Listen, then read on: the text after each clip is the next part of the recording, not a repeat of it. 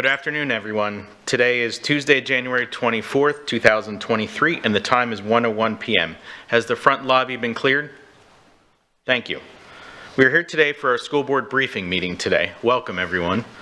Mr. Ramirez, is there anything you'd like added to the agenda or any other comments at this time? No, sir. Okay, thank you. We have 5 items today. Per board protocol, each board member should strive for 4 minutes for initial comment, 2 for follow-up, and with a total of 10 minutes during discussion. Let's proceed to item number 1, job descriptions, and Mr. Dodig, whenever you're ready, you may proceed. Sure. Good afternoon, board attorney, and Mr. Ramirez. I am here to review 2 job descriptions with you. One of them is a specialist in psychologist support, and the other is a coordinator in safety and security. The changes to the specialist psychologist support are in the minimum qualifications and the preferred qualifications, and I'm here to answer any questions you might have.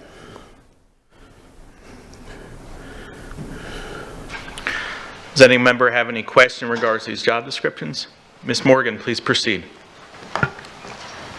I'm going to ask the same question on both job descriptions. Sure. Preferred qualifications are industry certification in the case of the specialist psychologist support.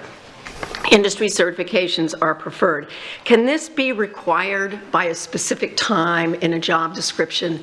In other words, if it's something that's preferred, should not the candidate be aspiring to that? Now, maybe putting it in the job description is not where it belongs, but I do believe that since we are in some cases lowering the standard for the employees, there ought to be the expectation that people will work to that standard. And then I would say the same thing on coordinator safety and security. Valid state certification as a safety inspector in fire and property. That's a preferred qualification that certainly ought to become a job requirement. So those are my comments. Thank you.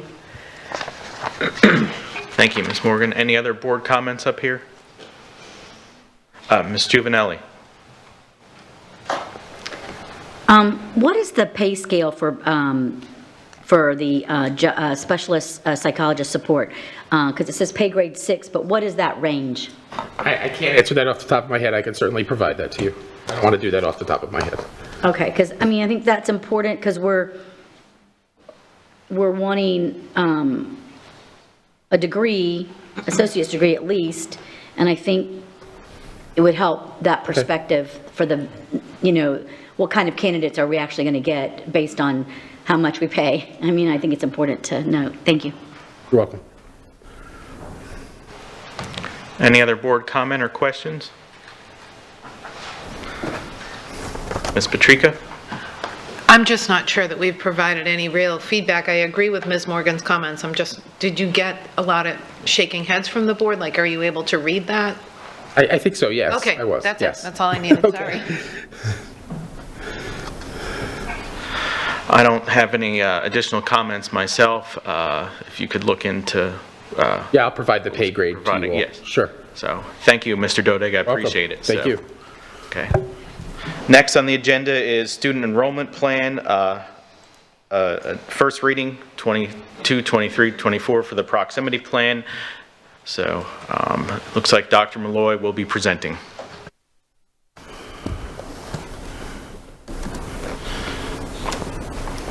Trying to pull up here. There you go.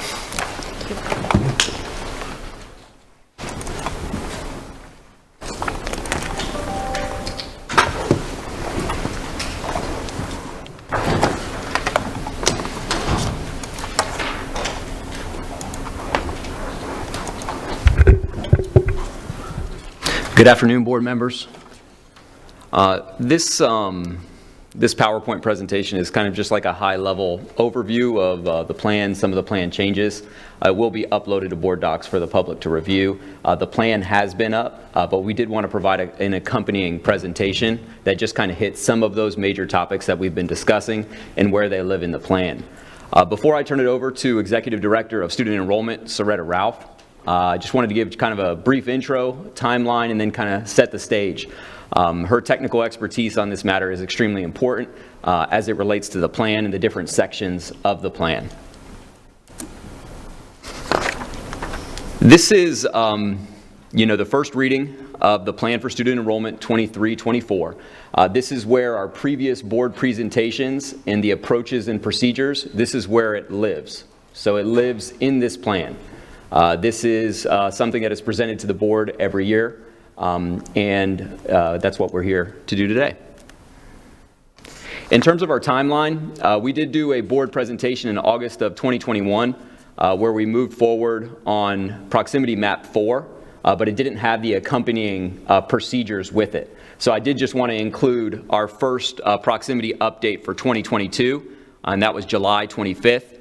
And then you can see the board briefing presentation with a proximity plan update in September of 2022.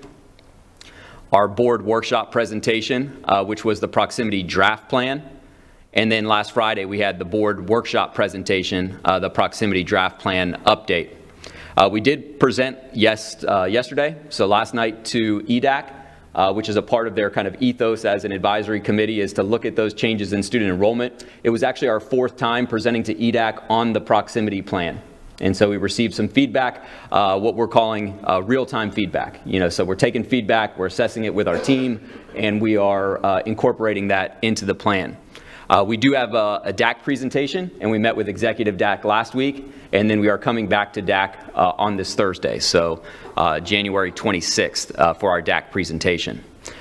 We are hopeful that this approach with our real-time feedback and the technical work that's been done by a large member of our district staff, that the school board will vote on the student enrollment plan on February 7th. Since myself and Mr. Ramirez have been up here for the past two presentations, I did just want to give a big honor to the teams at the district that have been working behind the scenes on this, really across the board. So while we've been up here presenting and talking about procedures and talking about some of the maps, district staff across divisions have been working really hard to make this happen. And we wouldn't have been here had it not been for their hard work. So I just wanted to kind of stop real quick and just give really an honor to those teams that are doing something in the scale of system change that we haven't seen done with student assignment in 15 years. So from academics, really, from Dr. Cupid McCoy, Dr. Spiro, their executive director team, communicating and having those one-on-ones with our principals. That's been so important to student assignment, to our great Soretta Ralph, who's sitting next to my left, who you'll hear from in the next few slides. The face of the plan itself will sit in student assignment, right? And a lot of times that's our family's first introduction to the school system. And the work that they've been having already with our families and our communities and our one-on-ones has been fantastic. The frustration, the challenges, but most importantly, the patience and the love that they've had as they worked with our families. Secondly, it's a group that doesn't get a lot of kudos, and that's really the engineers behind it. And that has been huge. Right, they meet every single day, and I'm talking about our application services team, Daryl Eldon, Jose, Richard Mayer, Jonathan Hauser. If you've never had a chance to meet these people that are building things behind the scenes, they are building how this is going to look and how this is going to roll out. They're working with our vendor Focus. They're having meetings, as I mentioned, daily, so that they can make sure that this runs and operates in a smooth fashion. So I did just want to give a shout out to the application services team, the engineers, the ones that are building what will eventually run our student assignment plan. So now to the plan itself. So the student enrollment plan for 2023 and 2024 in proximity for elementary schools really lives on pages 4 through 8. So you can see in the plan itself, pages 4 through 8 is really dedicated to that elementary enrollment process. Okay, our new proximity zones, the associated school choices, there's a map, there's the selection or draft selection page with the different choices associated with the map. Really, our transportation responsibility is clearly laid out for elementary school families. And I know in the previous presentations we've gone over what those 3 student groups are that are impacted, right? Our incoming kindergartners, our students at the elementary level new to the district, and then rising students needing transportation living outside of their current school zone. One thing that Ms. Ralph is going to touch on is open enrollment and how that is potentially going to look. And she's, put together a number of kind of draft enrollment periods. One thing that's great with that team of engineers is that we'll actually be able to run both the grandfathering window and the new proximity selection window at the same time. So it will save us time, and it will allow them more weeks to actually test the system on the back end, which is nice. So they'll run them concurrently. Which is something that we were very hopeful for, not having to do it in consecutive weeks. So I do want to turn it over to Ms. Ralph, and thank you so much for having us up here today. Thank you. Thank you, board members and Dr. Bernier.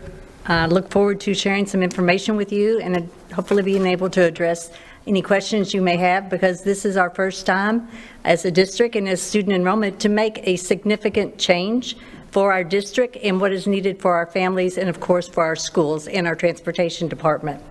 So with the student enrollment process for elementary schools, we want to make sure that we let parents know that the students do have the opportunity to stay in their current school. If they wish to stay in that current school, then we will be doing what we call the grandfathering process. Those families would choose to grandfather their child, but we want to make sure they understand specifically that they are waiving that transportation if it is out of the proximity or the address zone, those different zones that we've designed. If they choose to do that, those participating families would be giving up that opportunity for transportation. If after one school year, next school year, they decide that they want to, this is too much, then they could go back into open enrollment, just like we do all the time. And at any time during the school year, if the parent decides, we can make that change if we have seats available. We're always wanting to do what we can for our families. The next thing we want to do is make sure that our parents know that our participating families that are coming in, or our new kindergarten enrollments or new families to the district, will rank order their schools just like they've always had in open enrollment. The difference is they won't have 17 schools to rank. That's a big plus. A difference that they're going to see is if they decide to enroll or move to Lee County new in July, they're not going to get a school that is a long distance from their home. They're going to be in a school in their attendance zone, which that's a big plus for our families also. So we look forward to a big change for our families in something that I think many of our families have been looking forward to. Our open enrollment process, again, is something about transportation, because we do have to get our students to school on time, and that's something even our elementary students, most of our waivers that come to student enrollment are about transportation. The bus is late, the bus is not on time, the parent has to get to work. They can't leave a second grader at home waiting for the bus, and the parent can't miss work. So we want to make sure that our parents are aware that this is going to be a plus for them with the proximity zone. So the transportation would only be provided if they're selecting a school in their current address proximity zone, and if that school that they select is in excess of the 2-mile safe walk area. Again, we will only have a proximity of P1 with our elementary schools for this upcoming school year. Any of our students that do not participate in open enrollment, if the parent just does not submit the grandfathering clause or the waiver, or they just do not submit a school choice application, we need to get those students placed in a school, because we need to see what our capacity is for those schools. So prior to running the lottery, we will run a list of all of those students that have not participated, and a random application will be generated for them through Focus. So again, they will be included so that they will have a seat. If the parent changes their mind and they want to be grandfathered, they would have that opportunity to be considered for that if space is available. But we want to make sure that we're holding a seat for them. The sibling preference will remain in effect. As Dr. Malloy referenced, we have a lot of kindergartners that pre-registered for kindergarten. We've started this back in October, actually right after the hurricane we started that. So all of those parents are anxiously, and I say that very loudly, they have tried to submit applications already. They're anxiously awaiting to get their school. So we want to be able to place those students. If they are going to be grandfathered in, we'll pre-place that incoming kindergartner with them as long as they agree to waive transportation. If during the lottery, as soon as their rising kindergarten through fourth grader is placed, we will pre-place that rising kindergartner, that incoming kindergartner in with the other student. Yeah, and just to emphasize what Ms. Ralph was talking about, and in the spirit of first reading, I did want to read on page 5, sibling preference will remain in effect as in prior years. Parents with an incoming kindergarten student will be notified of enrollment with a sibling, as she just mentioned with pre-kindergarten registration. This will occur after the kindergarten pre-registration window closes in late January. In the event the incoming kindergarten and current siblings are enrolled in a school outside the new proximity plan map, the parent may make the decision to waive transportation or enter in the lottery for a school within the proximity plan attendance zone. I did want to also mention that we added in, based on our real-time feedback, that the trailing middle school piece for our K-8 academies. So our K-8 academies, if they have an incoming kindergartner, right, they can trail a 6th, 7th, and 8th grader, and they will be provided transportation, as those middle school kids will be provided transportation until that middle school student matriculates out of 8th grade, right? And then they will have a decision to either stay as a grandfathered child and waive transportation or go into the new proximity zone. Again, this is your three-year progression plan that you've seen many times. I don't think we need to talk about that, but again, that's just reminding you, but it is part of this information that I think we just need to be aware of as the increasing grade levels each year, and again, as how this could possibly impact our middle school and high schools. Some factors that we're looking at for affecting our initial school of enrollment is if there are not available seats within a proximity zone, because right now we do not know how many students are going to want to be grandfathered. Many of our zones, attendance zones, are very tight. They're very populated, and we want to make sure that we're accommodating families. But we do have written in our plan that we would transport the students to the adjacent proximity zone. But we do have that written in there, and we would provide communication to the families. We also have a lottery process for those students that are submitting a school choice application. That lottery process goes into the different preferences, which you're going to see on the next slide. Those preferences are listed for our ESE or special programs, that sibling preference, that P1 preference, and of course House Bill 7029. If seats are not available for all students, then we look at those preferences to determine which school, between the 4 to 5 schools within that address zone, which school that student would be enrolled in if they're not going to get into their first choice, which school they're going to get enrolled in. And that's how the random lottery works in Focus.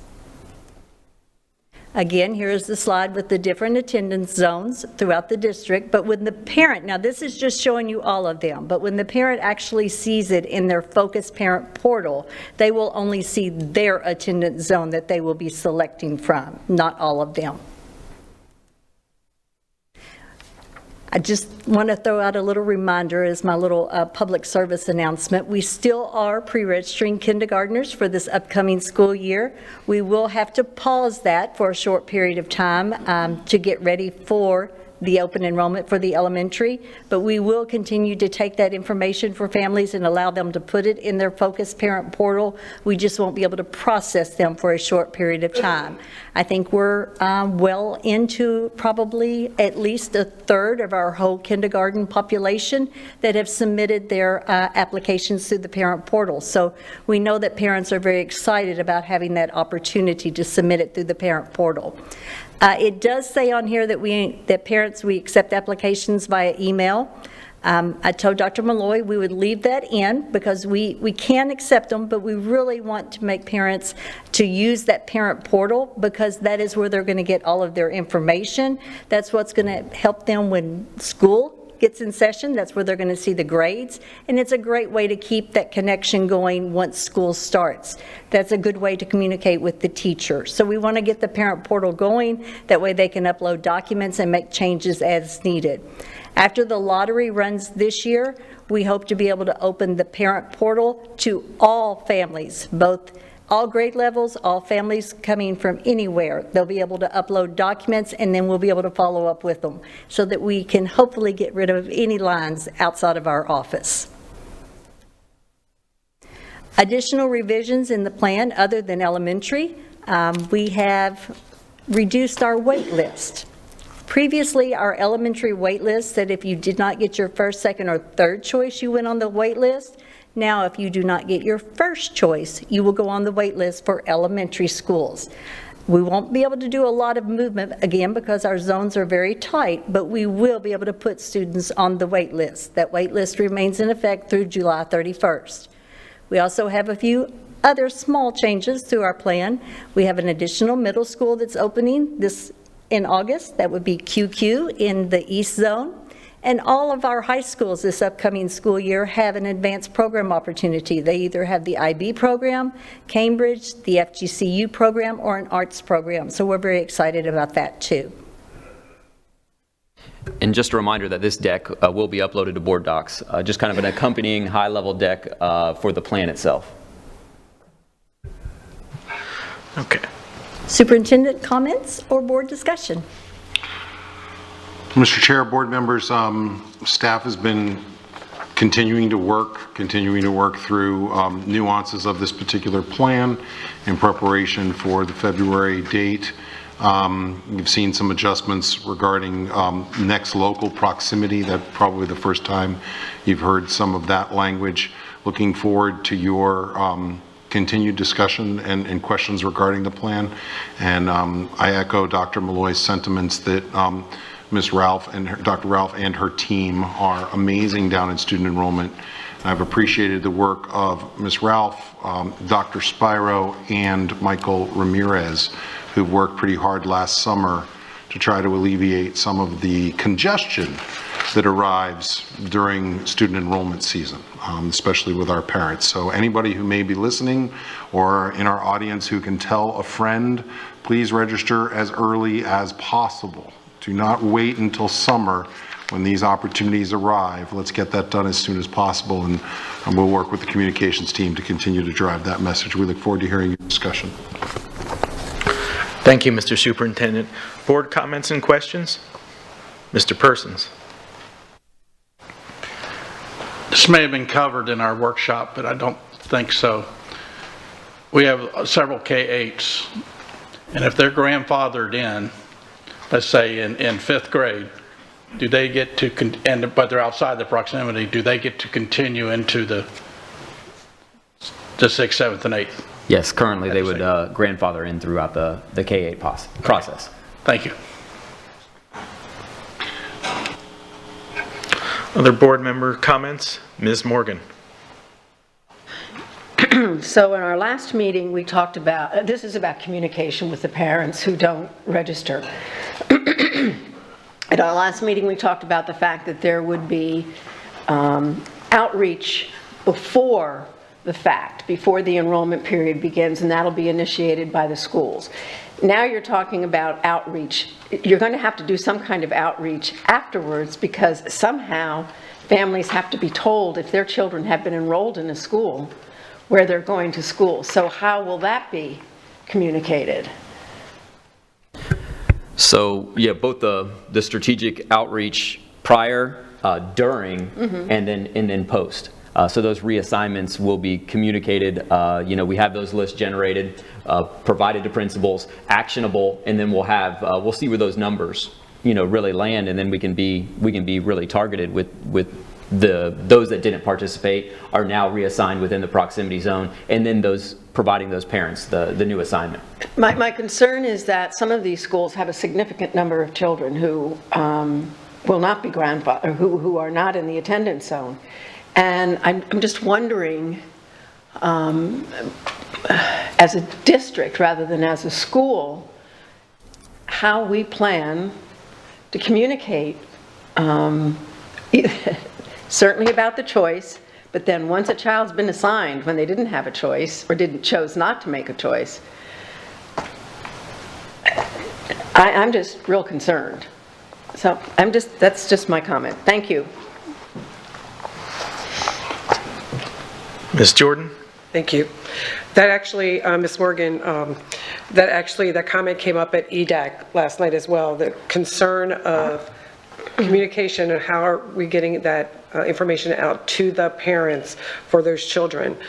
Several people brought that up regarding that issue. So it is a concern for many as well, and I know Dr. Malloy was there when they spoke. But I also have, we were talking about the very populated areas, and for those areas that are very populated that may not have the capacity, we would then take that child and take them to the next zone. If we already know that they're overpopulated, would we not just add them in this?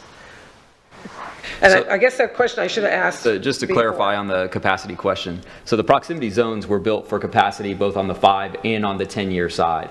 Yes, they are tight in some cases, but proximity was built to building capacity, so not to our current program capacity, which we are over, right? So I think it'll get us a more efficient utilization of our buildings, and I think that we'll see some capacities at some school buildings within the proximity zone that you haven't seen those numbers at before, right? But the buildings do have space, and the kids are there, and then we can properly, program and staff those schools. So while the capacities are tight, given our growing demographic, right, projected in the next 10 years to grow by 28,000, we are set for proximity to handle that growth within each one of the zones to have enough room to handle the growth. Now, what we don't know, and which is the variable, is the grandfathering number. That's why we did want to add in that italicized, be provided transportation into an adjacent zone. So just in case we hit that tipping point of 90% at every single school of those kids that elect to stay, which we don't believe the facts nor previous participation in our systems predict that, we did want to say have in there that we would provide transportation to an adjacent zone. While I do not think that will be likely, I thought it was we thought it was a good, secure, kind of safe fallback. Okay, and I may be off. So just say Bayshore. So if Bayshore has X amount of classrooms that have not been utilized, this would then allow those classrooms to be now utilized because we've took that invisible line away and have moved them all in the same direction, I guess? Am I thinking right, or?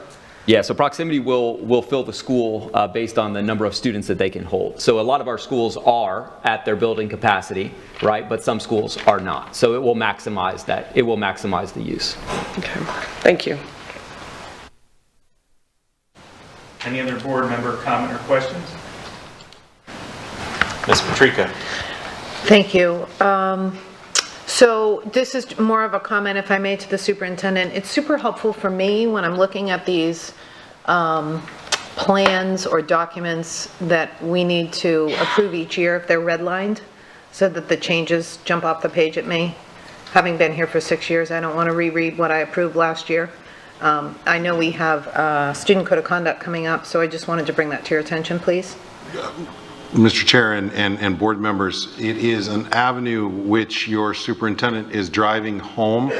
We are a Google Doc community, unfortunately, and when documents are made for the board, they have to be removed from Google Docs. They need to be put into Word, and then the track changes needs to be placed on them. Oh my gosh. I think we have devised what it was Google Doc, which was a great student use system, but Google Doc does not provide that same level. So we are continuing to educate and make sure that our staff is aware that track changes are the way we should be passing documents between, which means we need to pull documents out of the Google environment and bring them into the Word environment. So yes, ma'am, I will continue to press on that. Thank you. And then is there a way that we could get the link to today's meeting shared with DAC, the YouTube? Because DAC meets Thursday night on this, and I'd like DAC to be as prepared as humanly possible, please and thank you. And then looking at page 5 of the actual plan, I have some concerns about the language in terms of parents' ability to understand it. And you guys read the line out loud. Now I'm going to have a hard time finding it.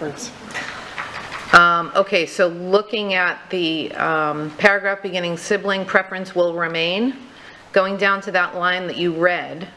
In the event the incoming kindergarten and current siblings are enrolled in a school outside the new proximity plan map, the parent may make the decision to waive transportation. What does that mean? I know what that means because I've sat through meeting after meeting after meeting, but what is a parent new to the district or a parent who's being hit with this without having watched all of our meetings, if we could just word that in a way that tells the parent they have to transport their own kid to that school, then I think it would avoid confusion. Slide 8. First bullet point. If there are not available seats within a proximity zone, then the student will be transported to an adjacent proximity zone. What does that mean? Does that mean I get my choice of schools in an adjacent proximity zone?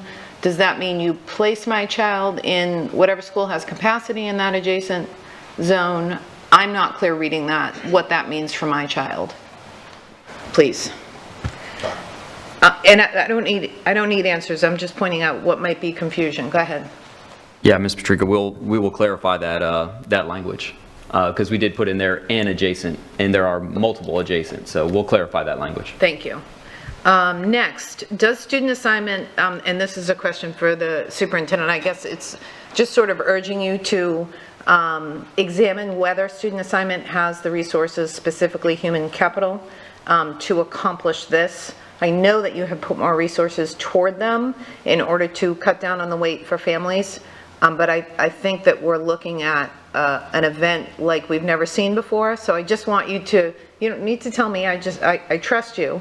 I just want to make sure that that has been considered. Not only are we working with additional resources, but we're working with additional processes that allow for a DMV style appointment process. There's always a hiccup in that, having implemented that in a former life. The hiccup will be when you, like all of us, when we go in to get our DMV appointment or our appointment and we realize we can't get in there until November.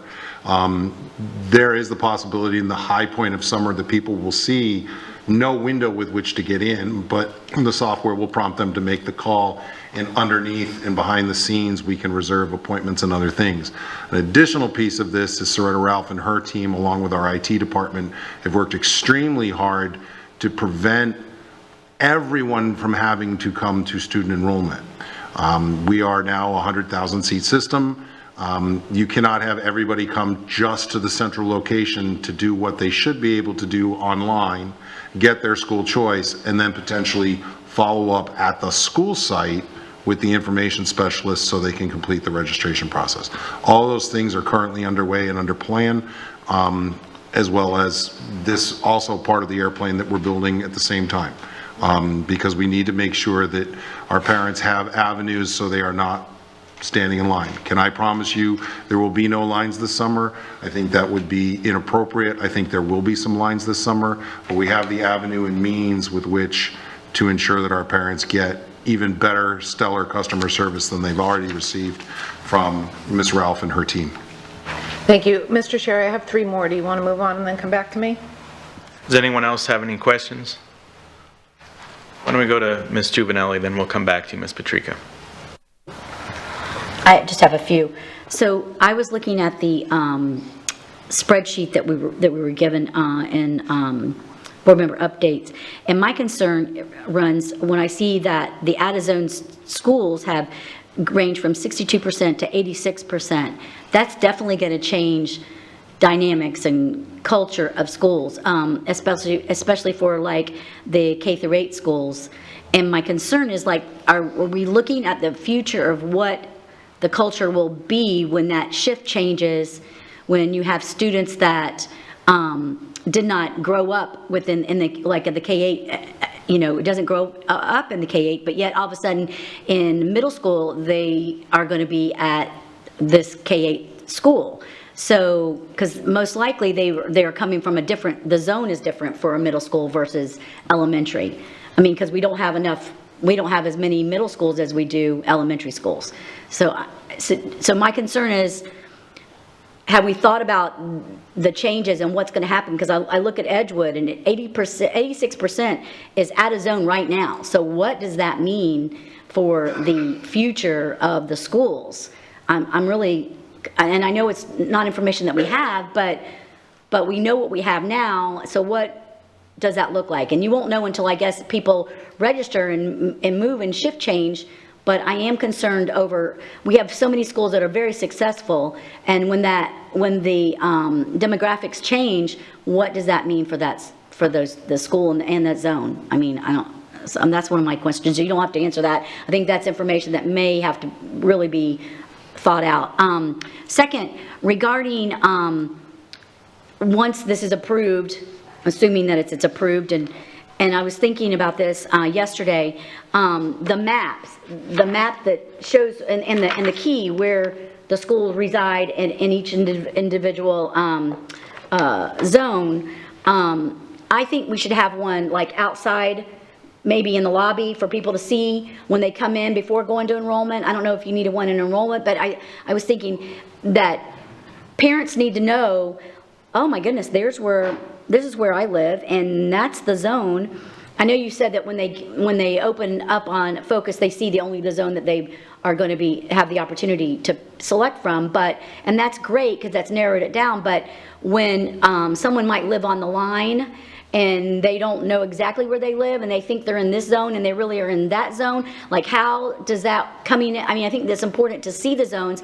Plus, I think it's important to show the middle schools, because people want to know where they're going to go, like where they're heading and what their opportunity is going to be. And knowing that beforehand would really help the mindset.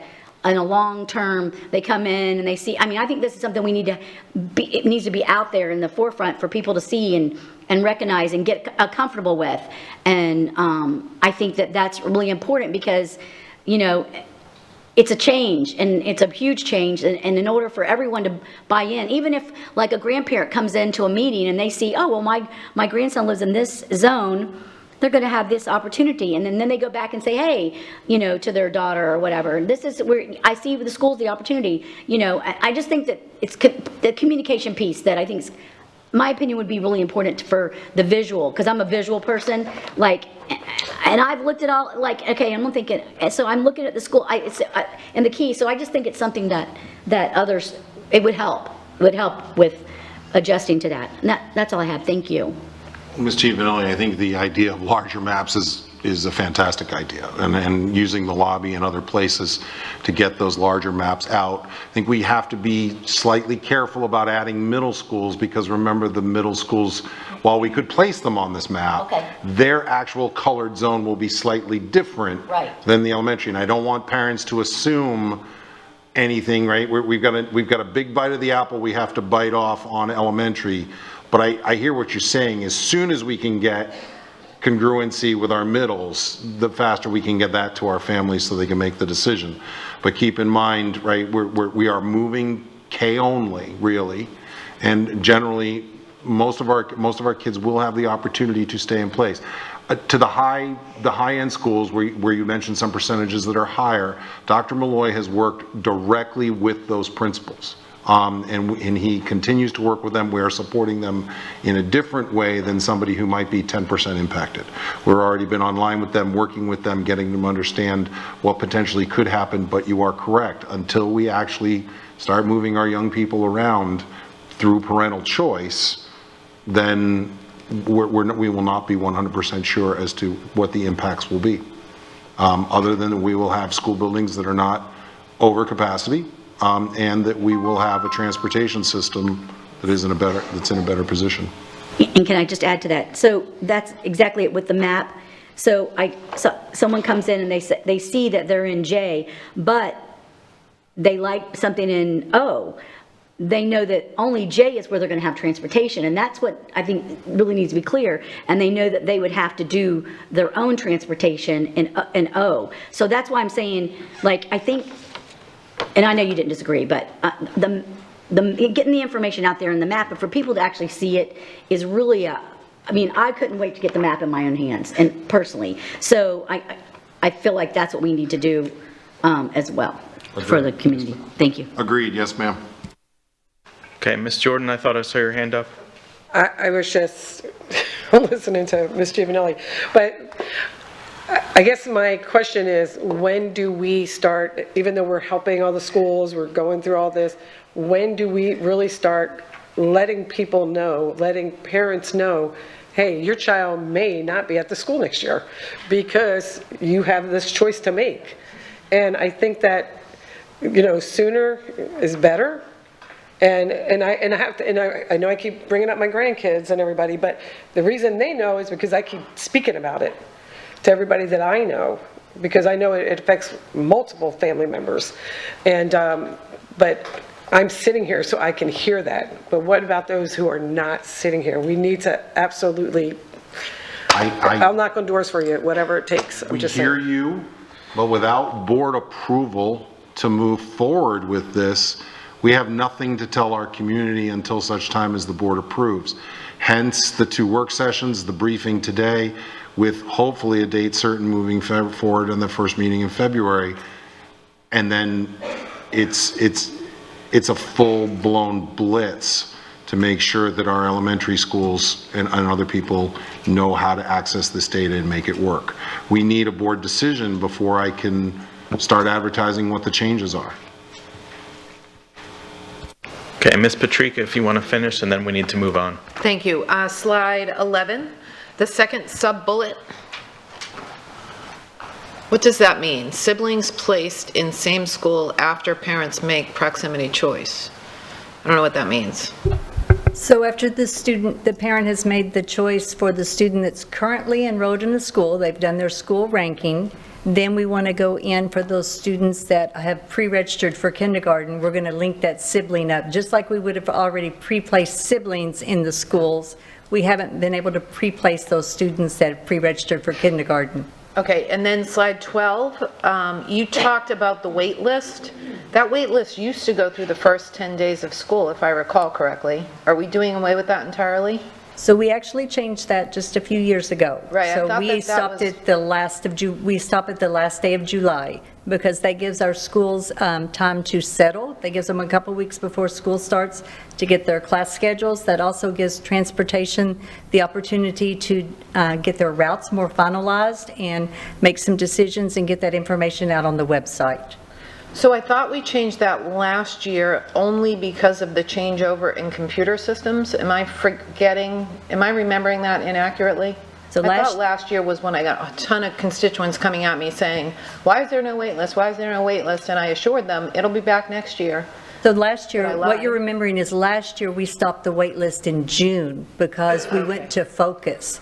That's why you got a lot of phone calls. Okay, all right, very good. And then finally, to piggyback on Chairperson's comment, so a grandfathered student who chooses to go to the out-of-zone school for 5th grade doesn't get transportation in 5th grade, but does get transportation 6, 7, and 8.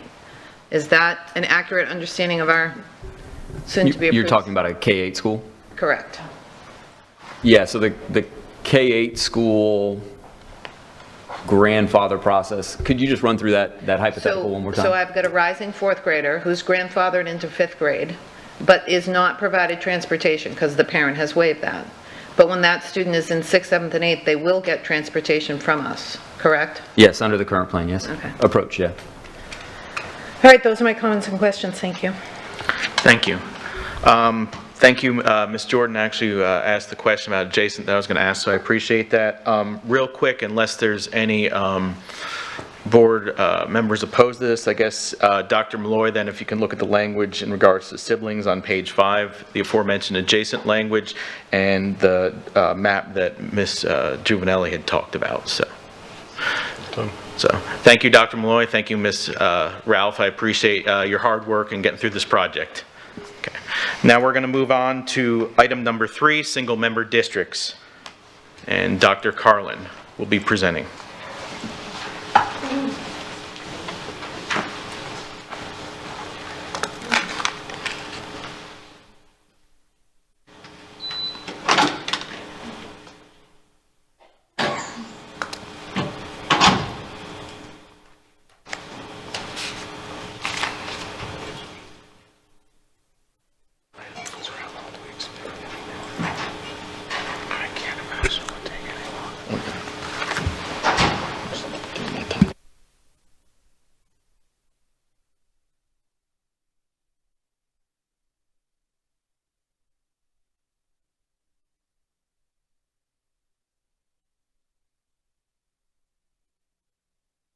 your conversation about, as some of you may recall,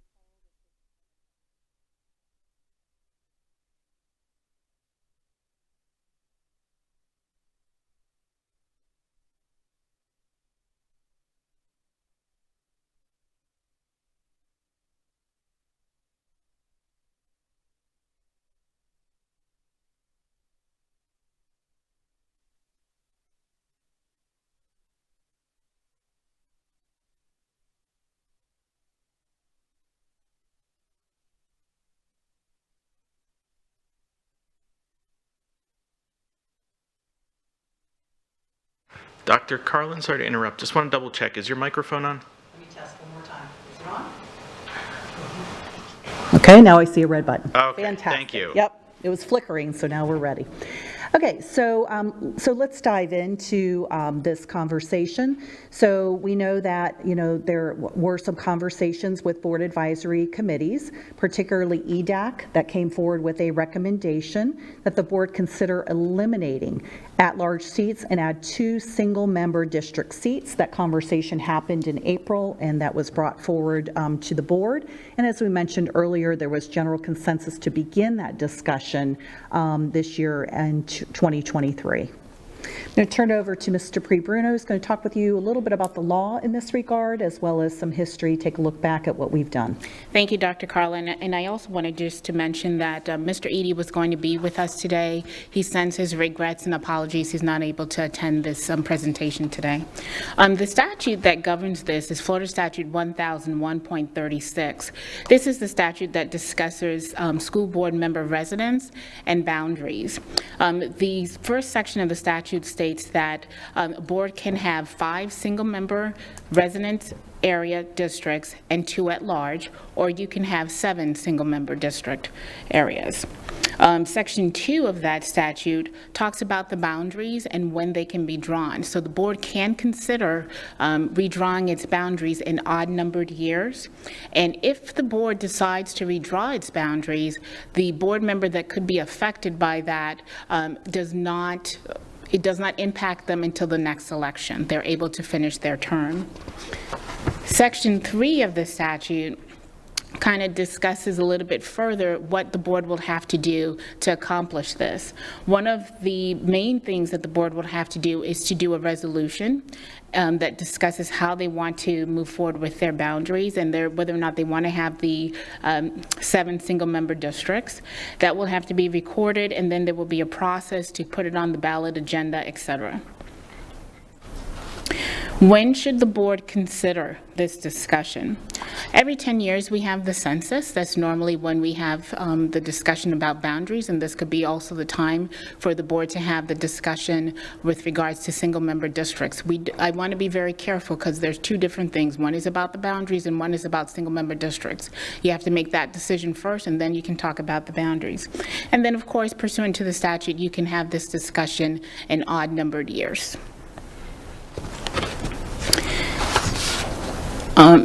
Mr. Eady is much more versed with regards to the history, but I'm going to do my best to provide a summary of some of the history that we've gone through with regards to single board member residence areas. In 2001, 2011, through 2011, we basically have followed the Lee County Commission's map with regards to our boundaries. In 2014, the board decided that they wanted to go from 5 single member residence areas to 7, and it would be 5 single member residence areas and 2 at large. So they had 7 seats, and that's the breakdown that they had was 5, and then the 2 at large seats. In 2021, because the census came out, there was a lot of discussion with regards to the boundaries, lots of presentations to the board, and the board ultimately decided that they were going to follow the county map, and that was properly notified to the State Department as well as to the Clerk of Court in December of 2021. Dr. Carlin's going to talk a little bit about the map, and then she will provide us with the information on the process and timeline. All right, thank you, Mr. Pre-Bruno. So as you can see, as Mr. Pre-Bruno just mentioned, this is what our current map looks like. This was adopted by the board in December of 2021. So you can get a feel for the various districts, and of course we have the 2 at-large members. And so really, the conversation becomes yours right after this slide. So, obviously you can choose to remain as you are in your current form. If the school board would like to provide direction to move forward with 7 single-member residence areas, here is the process. So as Mr. Bruno said, the board could pass a resolution. We would need to do that in an odd number year. So by the end of this year, that decision would need to be made if you're going to look at the conversation relative to 7 single-member residence areas. Of course, Mr. Bruno would work in tandem with the Lee County Supervisor of Elections to draft the ballot referendum language. That would then go to the voters for a vote on the referendum in 2024. If approved by the voters, we would then go to work as staff to collect data, look at analysis, and make sure, that all of the statutory requirements are met for some proposed maps, which would be brought forward to you. And then finally, the board's map would be adopted, would be in place for the 2026 election cycle. So that's essentially the process, how this works. And so at this point, we're going to turn it over to Dr. Bernier for any comments that he has, and we are here to help anything we may do to further your conversation in this regard. Thank you.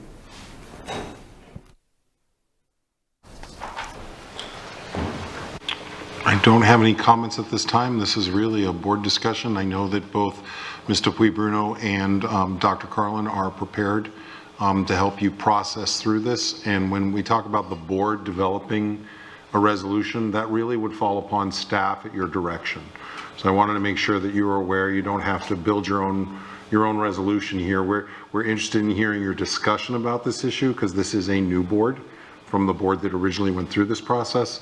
And depending on your direction, we can begin to draft something and then come back to you with some additional workshops or briefings so that you can have deeper and richer discussion. This is just our first opportunity to foray into this board's thinking regarding this issue. Thank you.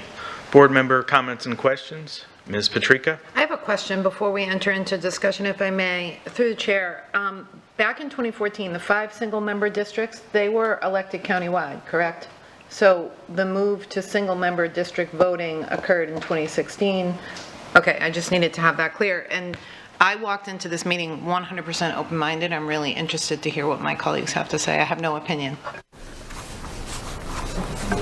Comments, questions? Mr. Persons? Now, would this be just a voters in the single district voting, or is it a countywide?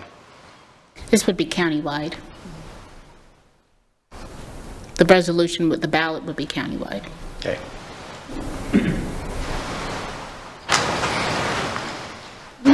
Follow up? Keep going, Mr. Person.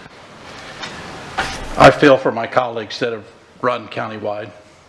It's a very difficult and very expensive campaign.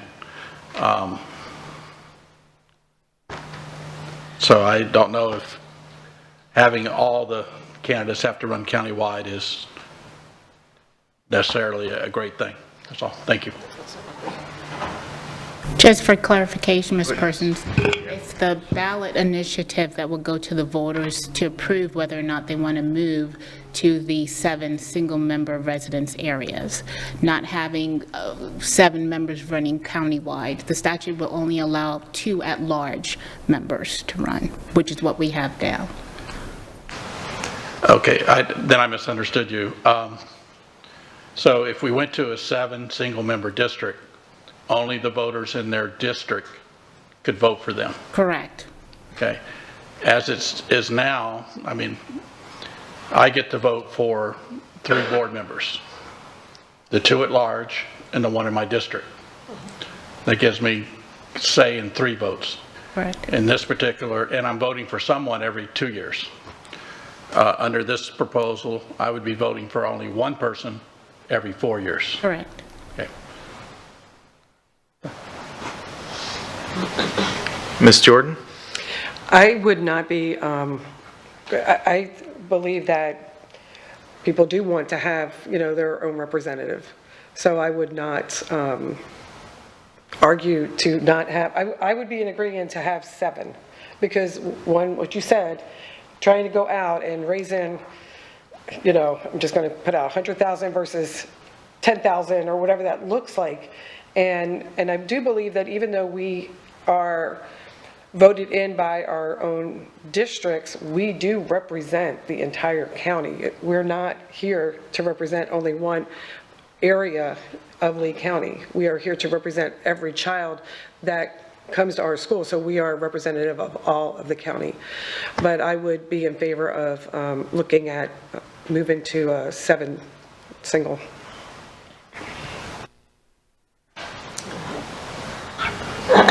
Ms. Morgan? I'm not in favor of moving to 7 single-member districts. One of the reasons I liked the hybrid plan was because it did provide for representation closer to home for families. But I also believe that you run into a problem when you have districts competing for resources.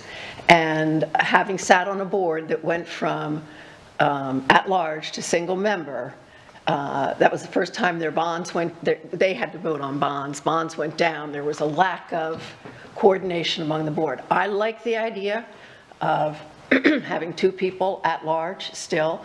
I recognize that from a campaign point of view, that's a problem, but that's a community's problem. That's not our problem. So I do not at this time support it. Further comments at this moment? Ms. Juvenelli? Gosh, I see both sides, and I'm kind of on the fence. But one of the things I was thinking, I know there's, like Broward has like 9. How do they have 9? What determines a larger board? Because we went from 5 to 7, right? Right? Went back whenever the timeline was, I believe. So it's got to be based on the size of their, or a number of students, I would think. How do they have the 9? Ms. Morgan's saying no, so do we know that answer? I don't know that answer. So I do not have that answer. I would have to do some research on that, Ms. Giovanelli. It's not a matter of student population. It's a matter of the voter referendum. Okay, so that leads me to, because I know we followed the county commission, but I still felt that we had a community that was underserved based on where their location, that the whole boundary with the river, I had a hard time because it was across the river is very different from this side of the river. And so I would be curious to see more of how we could add. Can you add 8? Does it have to be, or have to be an odd amount, an odd number? Okay, so I would be curious about that information. Thank you. Mr. Persons? Yeah. Hearing everything said so far, I agree with Ms. Morgan. I am not in favor of 7 single-member districts. Any other comments? I was going to make a couple of comments, but does anyone else have any comments or questions? No? For me, and please correct me on this, I thought for 2014 that how it is right now with the single and the hybrid model we have, I thought there was a bit of a community compromise at the time, and that was one that the community thought was going to work best at that time. I know there were people on both sides, and I thought that was kind of the best way.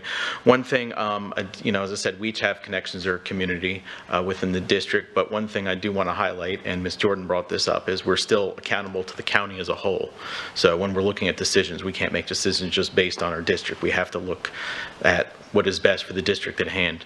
The other thing for me, one thing that Mr. Persons brought up that I think is a positive thing is right now we're able to vote for 3 out of the 7. No matter where you live in this county, you're able to vote for 3 out of the 7 board members. You go to a single member district, you only have that 1. And if you're looking at people that are going to control the school district as a county as a whole, I think that's very important. So, I mean, I do have an open mind at the moment in regards to this, but there's nothing at the moment that I should say that particularly moves me towards a direction of supporting going to a 7-member district at the moment, unless somebody else has something else they'd like to add at that moment. I mean, I'm always happy to listen and see if there's other perspectives on this.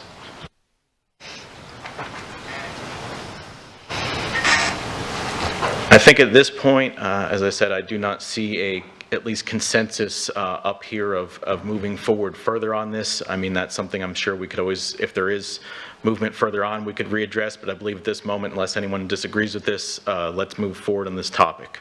And I don't believe, as I said, that we would be moving forward with a single-member district, at least based on what I see from board comment. Thank you. Thank you very much. Next up is item number 4, long-range planning, Hector Caparetta, Dr. Wagner, Mr. Wagner, and Dr. Rowe. Oh, sorry. We're moving on to item number 4, long-range planning for Hector Caparetta, for Mr. Wagner and Mr. Ross. Sorry about that.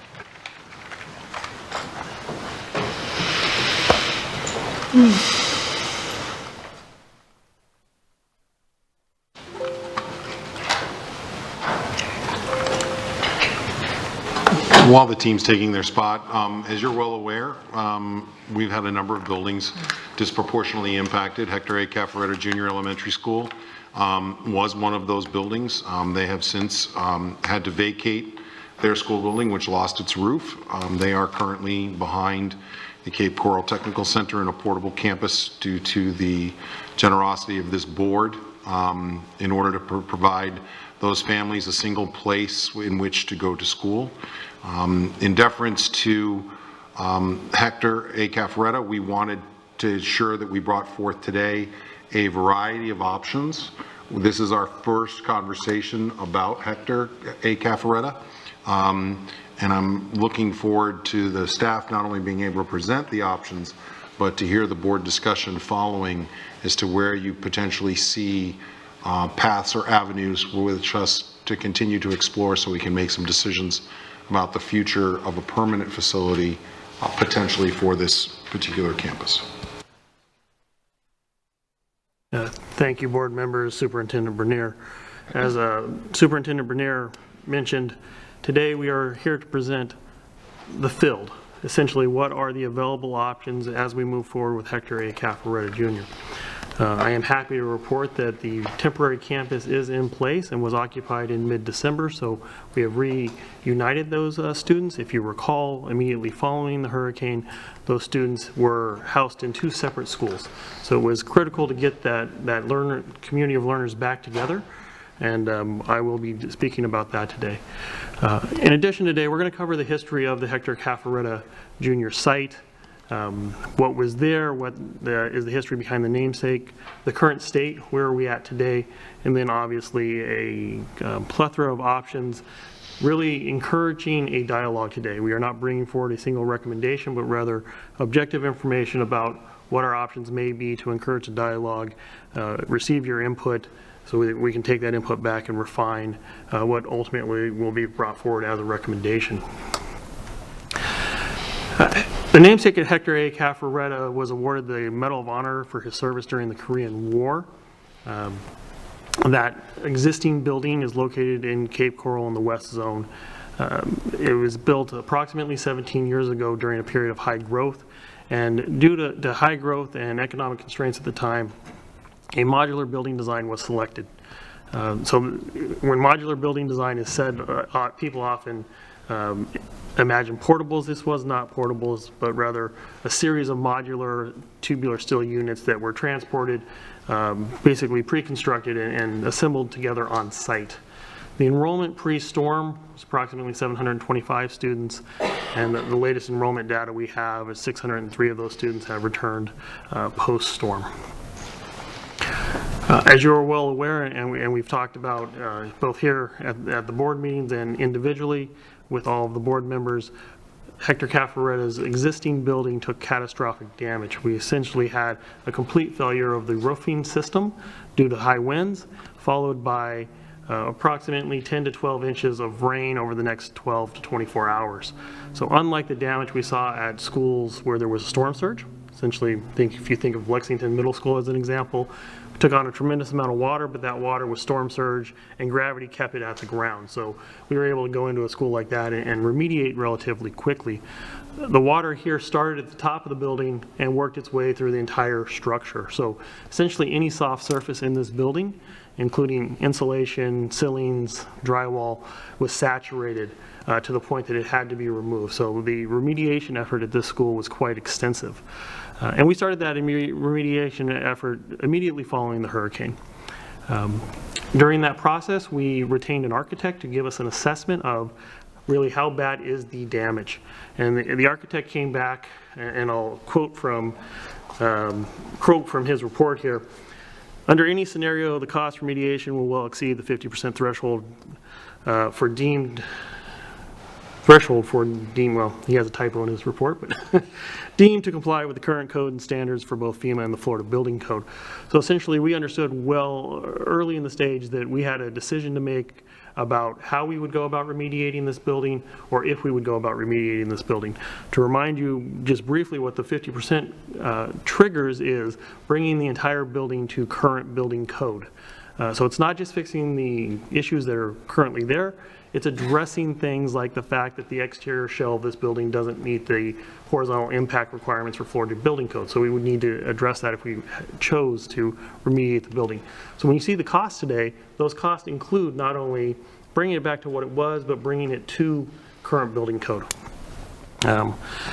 We're going to go over the options for the future, and I mentioned earlier that the portable campus, while not an ideal situation, was stood up in a very short time. The students are back together, and I know that Dr. Kurtz is here today. I spoke to him briefly. He's making the best with what he has there, and we're happy to report that that community of learners is back together. I'm sure you've all reviewed these pictures in detail, but we'll walk through them once again. As you can see in the post-storm pictures, that fabric that looks like it's draped across the side of the building is actually the single-ply roof membrane. That is what protects your building from water. It should not be on the side of the building, but rather on top of the building. So as soon as you peel that membrane back, you've essentially opened up the building to the exterior elements. And if it had only been a wind event, and we had not received a tremendous amount of rain, we'd be having a different conversation today. But the 1-2 punch of extremely high winds that compromised the roof with torrential downpour that saturated the building is what has led us to today. Next slide, please. Again, in the interior of that building, it just saturated everything. So it's not just that we had to go in and remove all the soft surfaces. We had to remove everything that was in the way of those soft surfaces. So that picture to the far right of the slide, that's the corridor picture. You can see that the silver metallic ducting there, that's part of the mechanical system. That system must be removed in order to reach the soft surface of the drywall that has to be removed. So upon removal, we would have to reinstall it. And a lot of that is what's driving the cost here for remediation, is not just what was damaged, but the labor to get to what was damaged, remove it, put in new, and put back all of those systems. In addition, these systems are not made to be taken apart and put back together. So of course, as you do that, you encounter additional problems, things get broken in the removal process, and all that's been factored into our cost estimates that we'll go over today. So again, I think I cannot overemphasize the fact I am not bringing forward, and the school district staff is not bringing forward a recommendation today. We are here to start a dialogue about what are the possibilities. So you may look at some of these and your initial reaction may be like, we're never doing that. Okay, that's fine. We're not telling you that you have to do this or you have to do that. We're simply putting information in front of you to engage in a dialogue so we can hone in on what is the best solution for the district and the community at large. So we'll run through 4 options today, and they're going to basically run the gamut from taking what is there and bringing it back to pre-storm conditions and the upgrades that I previously spoke about, to an option where we essentially do nothing but hold the property and reallocate the students throughout other seats in the west zone, and a couple options in between. Next slide. So in option A, this is the most straightforward option when it comes to building. We could simply go in and restore what is there. Again, that would mean bringing the building back to pre-storm conditions and making the upgrades to bring it to current building code. I will note that this was a modular building with a life expectancy of approximately 25 years when it was built. It was built 17 years ago. So if we invest $20 million in this building, you still have a life expectancy of only about 8 years. We would have to replace not only all the things that were damaged, the roof system, but the exterior shell. So we're basically stripping this building back down to its structural components and putting it back together. The assessment currently states that the appraised value of that building is $12.5 million as of the end of October. So we're well beyond the 50% threshold here. However, the advantages of this particular option are it represents the shortest timeline. So the building's there, we can get in and do the work relatively quickly. We're not engaging tremendous design services because we're replacing in kind. So there are some pros to this option as well as cons. Option B goes a step further.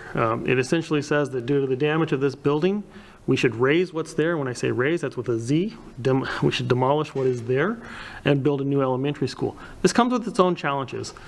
First of which is a cost of approximately $63 million. But more importantly, Lee County typically uses prototype designs. A prototype design does not fit well on this site. If you can go to the next slide, we can illustrate this. Typical new elementary schools have approximately 20-acre sites. And that's due to a variety of factors, but a great amount of land is needed for water retention and circulation around the site, as well as the footprint of the building. We've taken our site here, where we have approximately 10 usable acres, and we've overlaid in black there the footprint of our prototypical elementary school. Staff has looked at this and determined that it's not feasible to use that prototype. We would essentially have to go in and do a one-off design, absorb those additional costs and time to be able to put an elementary school on this site. Option C is a little bit out of the box, but it was brought to my attention shortly after I came to the district in early October that there is a piece of property the district has control of within 3.5 miles of this site. And there is a need for middle school seats in this area, that this may be an opportunity for us to build a new school that would inherit the namesake Hector A. Caffaretta Jr., as well as advance some of the priorities of your capital plan. So staff took a long, hard look at this and the pros and cons of it, and we've brought this forward for your consideration. We have an existing prototypical design. It means we have drawings on the shelf. That saves us some time. Obviously, they would have to be adapted to this particular site. We are in control of the site. What we're recommending for this option is to demolish the existing building, hold on to the land. It gives you options for future development in that area, and there's at least a handful of different ideas about how that land could be used, including the addition for Cape Coral Technical College. And move Hector Caffaretta to this new site that's approximately 3.3 miles away, increasing capacity in the west zone for 6 through 8, as well as providing you a K8 in this area. You can see this is the piece of property. We've located the footprint of that prototype on this piece of property. We have ample room to accommodate that on this particular site. We've also included here what I'll call, for lack of a better term, a proximity plan, not related to what you've heard earlier today, but essentially to illustrate not as the crow flies, but what the actual drive would be to this site. We estimate that at under 10 minutes and approximately 3.3 miles. Next slide. So option D represents the other extreme, right? So we had an option A, one extreme of just simply restore the building. This option says don't do anything with the building, but knock it down because it can't stay, it's a liability, and redistribute the students that attended Hector A. Caffaretta to other schools within the west zone. Now, if you look purely at the data, we currently have capacity in the west zone, but I'll caution you that if we look at the demographics moving forward, we also continue to see growth in the west zone. So while this is an option, it also has pros and cons to be considered as we move forward. We would inherit the cost of demolishing the building, because that needs to happen. Again, we don't want to leave a skeleton of a building on a site that could potentially be a liability. That would give us that piece of property for other uses, possibly in the future. This would also allow students to go back to a physical building at the beginning of next school year. So this would be the shortest amount of time in the temporary campus. We've summarized that kind of much the way you've seen a summary like this before in some of our other presentations. Again, this is just objective data of what anticipated costs may be. You will see in this summary a line item for fixtures, furniture, and equipment to be determined, totally contingent upon what can be reused, what is the actual final decision. You also see fish capacity. Because these options impact the overall fish capacity of the district, we wanted to make sure that that was noted here. Some of the options remain, keep it the same, some of the options increase it, some of the options decrease it. So with that, I think we'll move on to the superintendent's comments and board discussion. Again, our goal here today is obviously to be here as a resource to answer any questions you may have, but really to create a dialogue amongst yourselves and with staff to provide further direction so we may refine one of these options, two of these options, maybe all of these options, or perhaps today we get direction to explore some new options. So with that, I'll pass it over to the superintendent and take any questions. I see him smiling. Maybe I offered too much. Mr. Wagner got into his last sentence. I thought we had the perfect segue to say, Mr. Chair, I have nothing to say. I think we have a number of options here. I don't know that we need any newer options, but if that is the board's desire, we are interested in seeing what else we might not have thought of. You have everything from rebuilding the building in its current location with its current frame and structure, all the way to doing nothing and putting those children into seats as they currently exist. In one-on-ones with all of you, I'd be very interested to see and hear your discussion today related to the future of our school building and what some of the other options and which options are resonating with you as we think about the future of this school building and these young people. Thank you, Mr. Superintendent. Before I proceed to board comment and question, I just wanted to ask the superintendent real quick, what are you looking out of for the board today?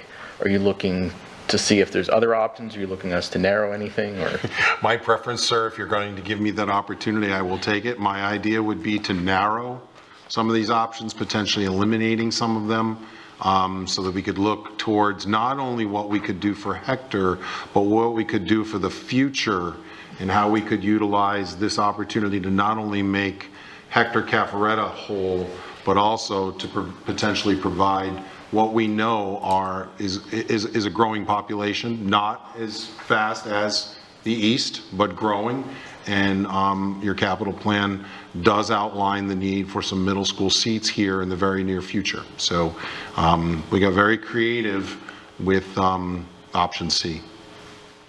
Thank you, Mr. Superintendent. I just wanted to provide the board a lens for that when we talk about this discussion. So what board member comment and questions? Ms. Langford Fleming, please proceed. Just a quick question. Going to option C, with the new site, you said it was 3.5 miles from the original site. Did I hear that right? 3.5 miles?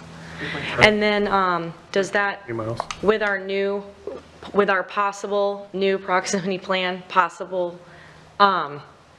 which zone does that fall in? Do you have that answer? According to Dr. Malloy, it would stay in the same proximity zone. Okay, thank you. Mr. Persons. What is the timeline for both B and C? I mean, we have portables that we've okayed for 2 years, basically, so are we able to get that done by then? So I'll give you timelines on all of them, just because it's in my head that way. Okay. So option A, the timeline is approximately 12 months, 310 days of construction, plus time to move into the new building. Option C is 455 days of construction plus time to move into the building. So you're looking at approximately 24 months by the time it's all said and done. Option B falls about the same time as option C for the following reasons. Option C, we have a plan on the shelf ready to go. Yeah. So we're only talking about the redesign that is required to adjust that to the particular site. Option B, there's nothing on paper, so there's a design timeline. So the time difference between option B and C, they're essentially the same time, despite the fact one building's larger, one building's smaller. But the extenuating circumstances give you approximately a 24 to 30-month timeline, depending on how quickly decisions are made. And what I mean by that is, obviously, different times of the year, we're able to accomplish different types of construction. So if we're going into rainy season, that means something different for excavation than if we start excavation now, things of that nature. So 24 to 30 months. Thank you. I personally lean toward, if we're going to need a middle school, I think it would be more prudent to go ahead now while we have the plans, rather than have to come up with a whole nother set of plans, another site, to just go ahead. If we're going to do B or C, I'm leaning toward C.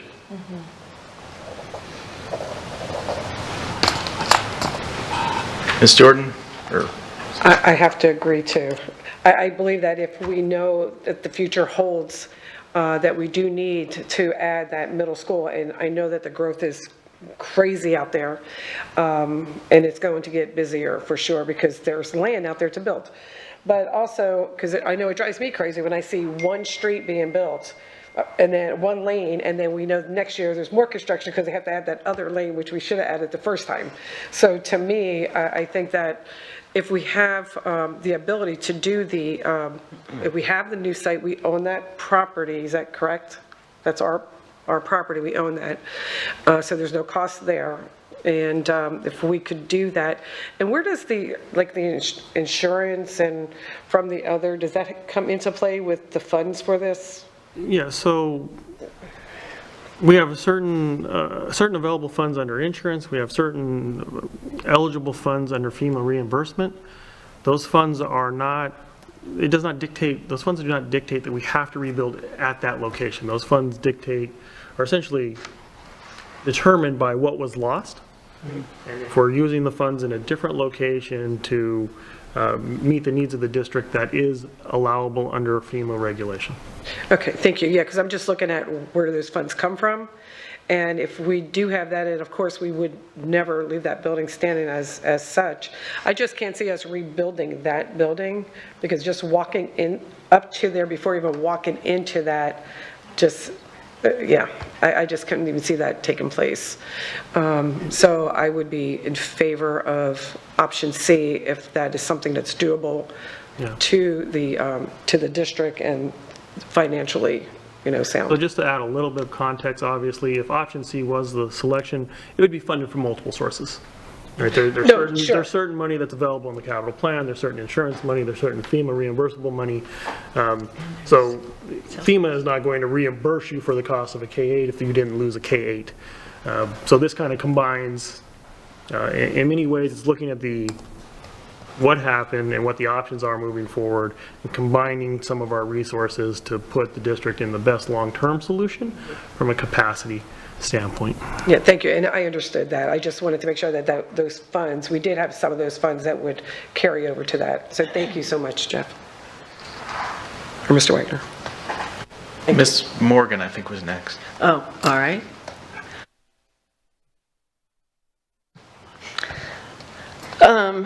So the difference between B and C is 40 million. So for 40 million, you get a 6-8, basically, school, housing, how many students? I'll defer to Mr. Ross, he has the exact numbers. 1,800? No, he doesn't have the exact. So Hector Cafaretta, like we said before, storm was 725 students. I believe the fish capacity was slightly more than that, so we would replace the actual fish capacity. Yep. Okay. Where what we use. And I want to say that a middle school, a K-8 is 1,800 seats. I'm looking out at your longtime staff for that answer. That's approximately correct? Yes. 18. So approximately 1,800 seats. So yes, cost per middle school seat would be lower than if we built a middle school outright cost per seat, as we're absorbing some of those site development costs and other things by combining it. I also understand that there's a preference in this district for K-8s in certain circumstances. Thank you. I think Ms. Patrico. So when we talk about FEMA dollars, sometimes I think not just on this topic, but on Fort Myers Beach Elementary as well, we talk about being good stewards of taxpayer dollars. FEMA dollars are taxpayer dollars. So I think sometimes that gets lost when people think, oh, FEMA's just going to pay for it. Well, that's everybody nationwide, their taxpayer dollars. So we have a responsibility towards that as well. That being said, my first question is, which of these options gives us the best chance of reimbursement by FEMA? That is a loaded question. As FEMA is really indifferent to your proposed option. They are more concerned about how you document it. So we have to have a strong documentation and narrative around why we chose this particular option. So I couldn't say that you have a 30% chance of FEMA reimbursement if you do this, a 50% chance of FEMA reimbursement if you do that. Temporary facilities are eligible under FEMA. And we worked with our consultant before we ever put up the portable campus to ensure that that was an appropriate use. Now, are we going to have to justify why we needed the temporary campus longer in a K-8 situation? Quite possibly. But if we were to rebuild that school, we would need the temporary campus for approximately the same amount of time. So at some point, maybe we have to answer the question, why didn't you just go in and renovate the school at $20 million? Well, FEMA's own regulations say after you exceed 51%, you should, reconstruction should be a consideration.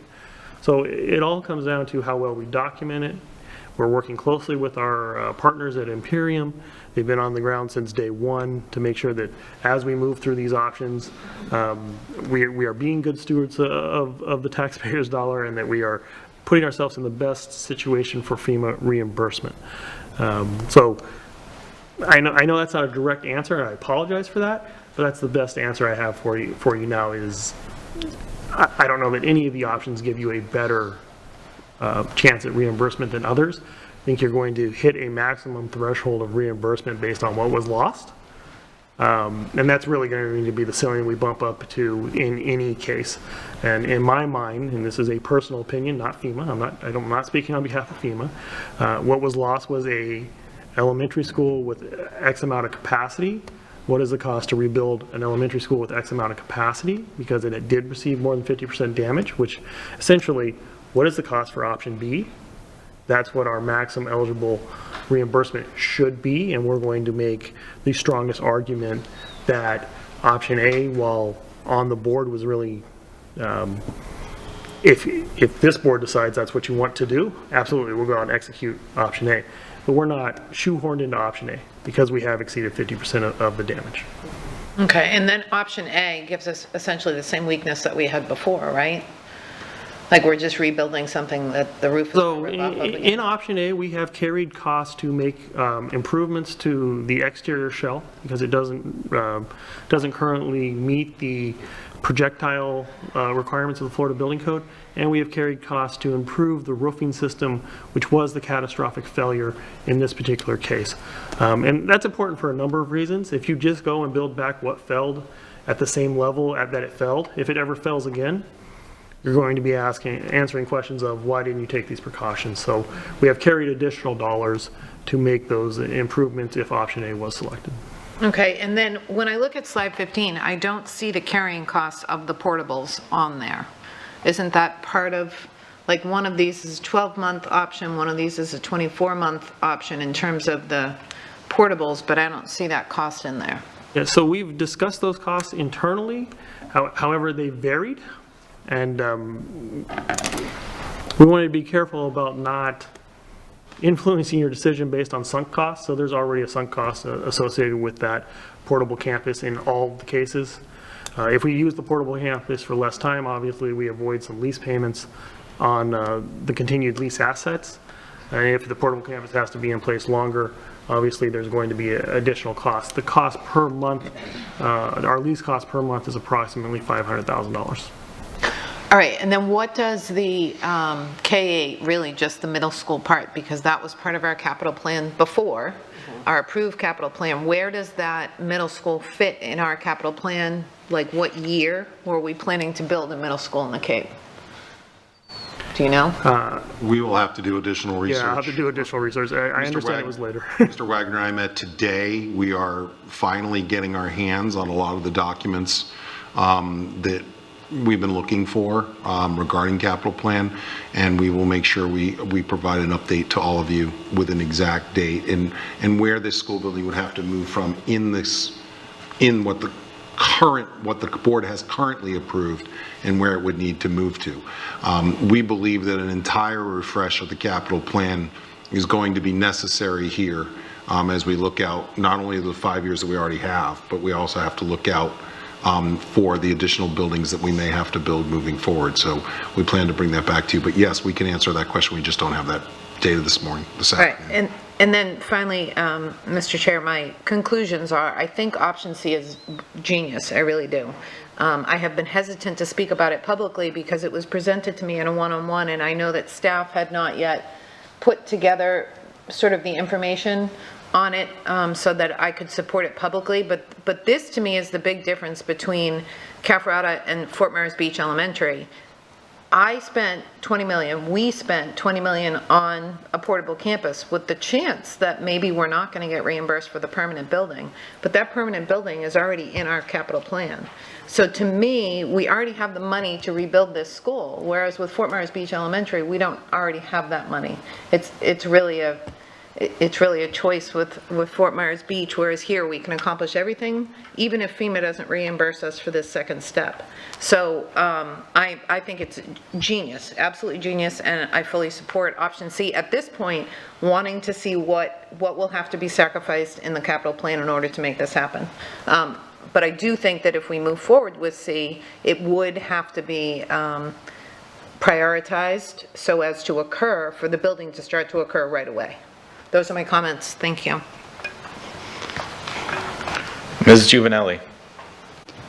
Okay, I just refresh my memory. The original site is 20 acres. The site that the portable site that they're on now is how many acres? Do we know? I think you have told us, but. The current site that Cafarata sits on is approximately 10 usable acres. 10 usable. It is larger, but there's an enormous retention pond off to the left-hand side that you don't see on this, and it's really not usable. The portable site is currently on a very small parcel of land immediately behind Cape Coral Tech. I'm going to tell you it's probably about 3 acres. I don't have that exact dimension with me today, but it is on a very small parcel of land that was formerly used as a portable campus, was slated in your capital plan for an addition to Cape Coral Technical College, and obviously once we are done, once we rehouse Cafarata in whichever manner we do, that temporary campus would go away. There's no intent to keep it as a permanent facility in any way, shape, or form. It wasn't built to be a permanent facility, and we essentially shoehorned it in on the available land. So I can certainly get back to you with how many acres it sits on, but it's a very small site. That's irrelevant. I just was curious. But the new site, then how many acres is the actual? If we did the K-8 on the new site, how large is that? What's the site? I believe it's 40 acres, but I can also get back to you on that. Awesome. I'll have planning pull the actual assessor's map. Okay, so that was where I was going to lead to. K-8 needs a gym versus elementary school. We don't do gyms, so that's okay. So that's great. A K-8 includes the entire middle school curriculum and the facilities associated with that middle school curriculum. So that's my question. So presently, the small temporary site that they're on now, they could stay there while we built the K-8 at the other property, right? Or with the new proximity plan, you may lose people, parents may not want to stay in that small portable, so you might lose them to the surrounding opportunities, other schools that they have opportunity to go to. But they may come back for the brand new K-8. So I mean, so the size could even be smaller because parents obviously may not want to wait, 24 months. So they might go to another, real elementary school, unfortunately. But I mean, that's something that the numbers could dwindle based on the proximity plan and opportunity to change schools. Yeah, it's certainly possible the K-5 enrollment may shrink in the interim, but the K-8 enrollment most definitely will be more than the K-5 enrollment ever was. Right. If that makes sense. No, I would completely agree. I think that it would increase at that point, because, I mean, people love that environment, that K through 8. It's a very family-oriented focus, and they stay in that school. People love it. So, okay, thank you very much. I support the K through 8. Thank you. Mr. Persons. The plans are from the Estero K-8 school. What about the materials that were purchased for there? Should be able to be used? So it is my understanding that there was a material purchase of steel that still sits in the yard at Canal, and yes, it would be reutilized should we move forward with option C. That's good. Thank you. Ms. Langford Fleming. I agree. It sounds, you mentioned it before, for $40 million difference, we've got a brand new school that's up to code on a piece of property that's large enough to withstand the amount of growth that's projected to be in that part of our county. And we hold on to the other land. So it's basically 2 pieces of land and a brand new school. Am I following?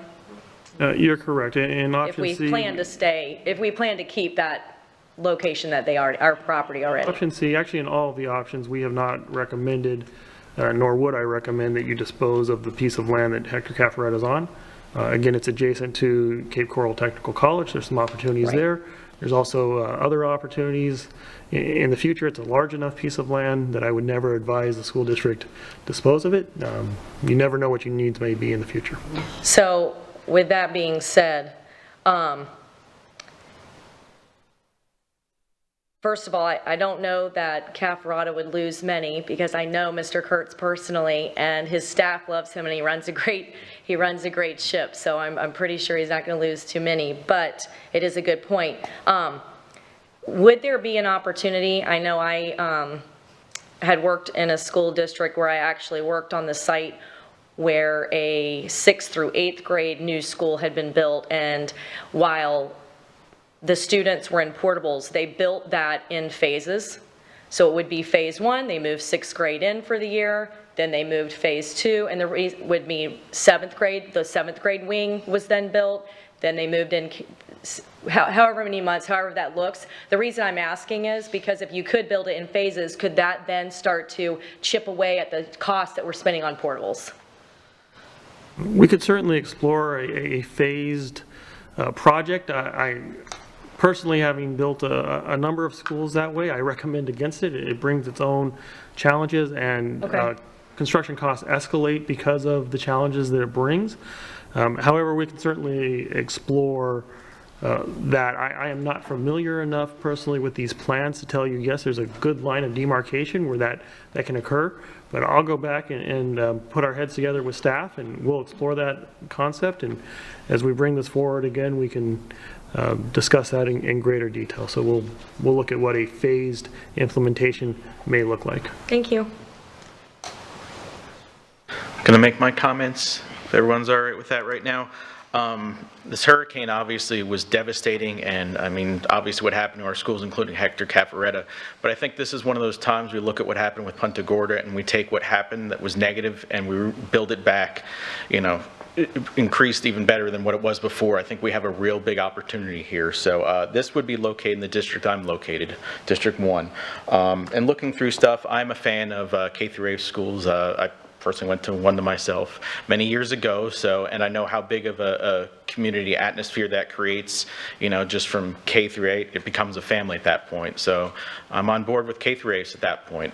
Another thing I can tell you as well is that area northwest Cape Coral, if I recall, has the most number of single family permits within Cape Coral that has been flying record pace. So population wise, that I don't have a concern with. So that is our last part of Cape Coral that is getting built up, and the Burnt Store corridor over there, in fact, is going to be one of our new major roads off of Pine Island in regards to being a commercial and residential base. So Cost, real quick, what would the cost of approximately a new middle school would cost right now? Guesstimate. Given the escalation currently, I think about $120 million is the last cost that Scott Rickenbacker gave me. But we can certainly get you a cost estimate from our latest middle school. Okay, thank you. See, I see this as a win-win, and much of what my board members have said, we can make Hector better and then even increase what we have. And looking at what Member Patrica said, obviously being a steward of tax dollars is very important to me, and I think we can look at this as a long-term investment that will actually save this community a lot of money down the road, because there is that need up in Northwest Cape for that, for additional schools. And like I said, population-wise, it's definitely increasing, and there's a big single-family preference over there right now. The other thing is obviously also in tandem, then we could look at the land, and we've talked about this, was, do something with the expansion of Cape Coral Technical College. So I think this is a win-win. I'm fully on board with option C with this. One of the other things for me as well, looking at this, actually, question, what was the approximate build time? Was it 24?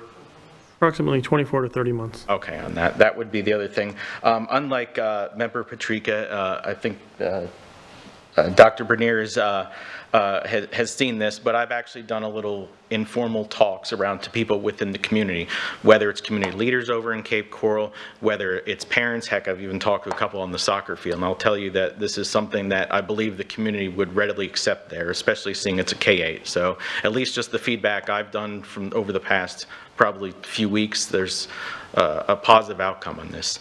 Now, looking towards what we are as the board members right now, I kind of want to go forward and see where we're at. If I'm reading us right, option A, I don't believe seems to be on the table for anyone. Does anyone disagree with that? Option B seems like it may still be a possibility for some of our members.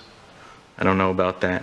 I can at least say we all see that option C is on the table, and I believe option D, I don't believe anyone sees on the table. So I would look at it, if the board members agree with this, let's put our energies and focus into option C, and then if there's any concern, we could always roll back to option B. But I feel like it seems like option C is the preference of all the board members up here. Do we agree with this? Okay. Go ahead, Ms. Patricia. I would be really interested in the answer to Mrs. Langford Fleming's question about decreasing the carrying cost for those portables. I thought that was a really good question. I understand what you're saying, but sometimes dollars and cents can make a difference. So see with that caveat. Okay. So what I'm going to ask is then, the board is asking you, Mr. Wagner and Mr. Ross, then if you could look further into option C and look down that path and then answer the questions of the stage build out that Member Langford Fleming had, please. Right. Anything else, no, Mr. Superintendent? Mr. Chair, I'll be happy to direct staff to take care of that. Hearing your discussion, C appears to be one of the better options we've brought forward in a little while. I appreciate the genius applies to the two gentlemen seated there, as well as other members of the construction staff who, in the midst of the disproportionate impact of this hurricane, got creative and started thinking outside of the box of what the future for Hector Caffaretta could look like. I think this does provide us an option moving forward, not only for the young people of Hector Caffaretta as they currently sit, but also gives us the opportunity to deal with some of the growth that we expect in this Cape area. So appreciate that. We will continue to revise this particular plan. We'll move forward. We'll get some of your questions answered on proximity, potential phased in approaches to the students occupying the building, and appreciate your direction, and staff will go to work. Thank you, Mr. Superintendent. I see this as bettering our district while also saving the taxpayers money for the future in the long scheme of things. Thank you, Mr. Ross and Mr. Wagner.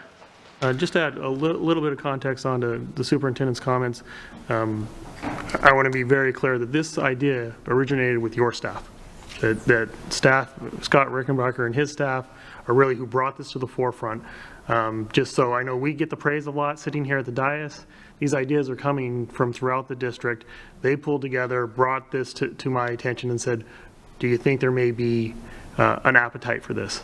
I said, well, let's put everything on the table. So you should be very proud of the staff of Lee County School District for thinking holistically about how they approach it. You're in very good hands. I just wanted to make sure that I had that opportunity to say that. Thank you. I want to ask real quick before we move on to item 5, do we want to take a quick 5-minute recess for everyone? Please. Okay, let's take a 5-minute recess and re-adjourn at 2:51, please.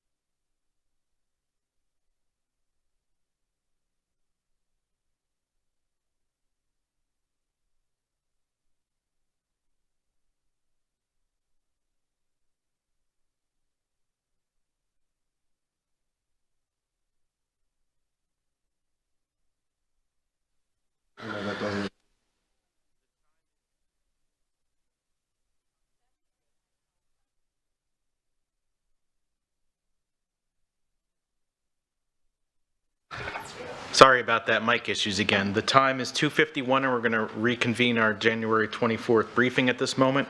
We're going to move on to, in the agenda, number 5, policy review, first reading.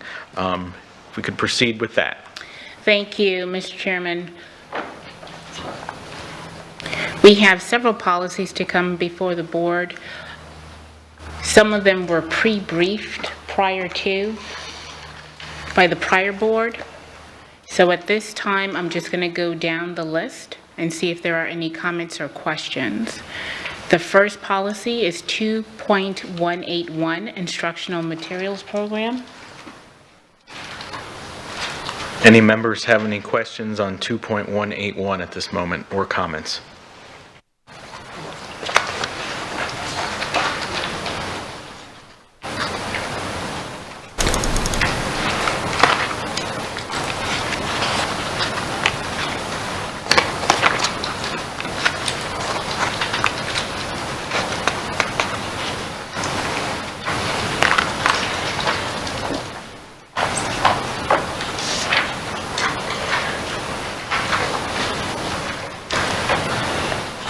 Ms. Patrica.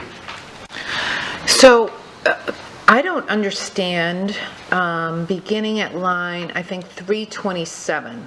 I understand that this is probably coming directly from statute, but I just don't understand what this means.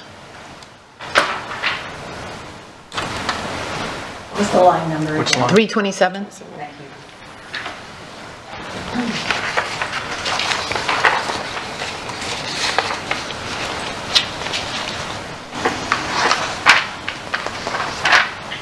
That is correct, Board Member, Ms. Patrica.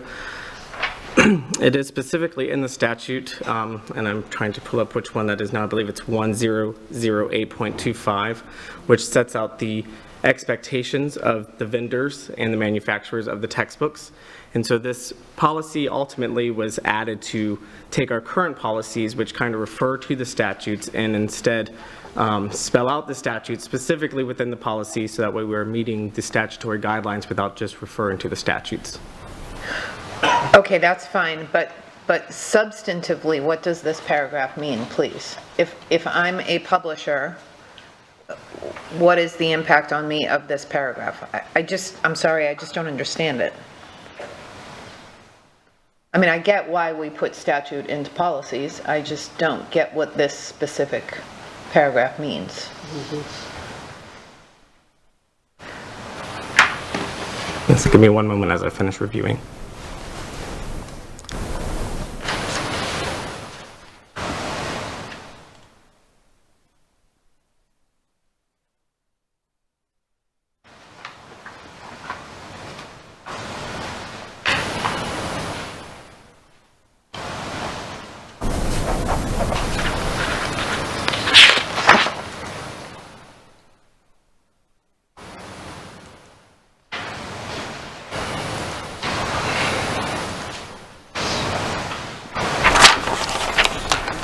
My understanding and reading of this section of the statute, I think, is considered to be in a way, a non-refundable deposit should the manufacturer fail to meet the expectations after we've gone into reasonable negotiations with the contractor for the loss of time for our staff and others.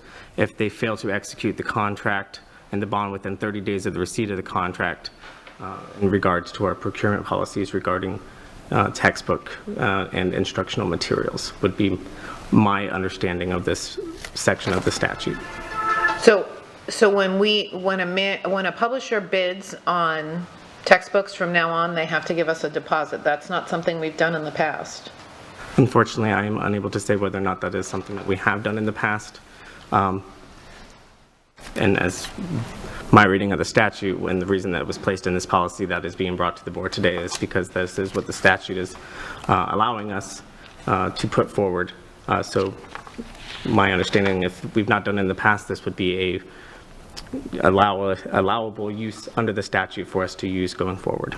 And I will just add that Academic Services has reviewed this, and this is something that they've approved.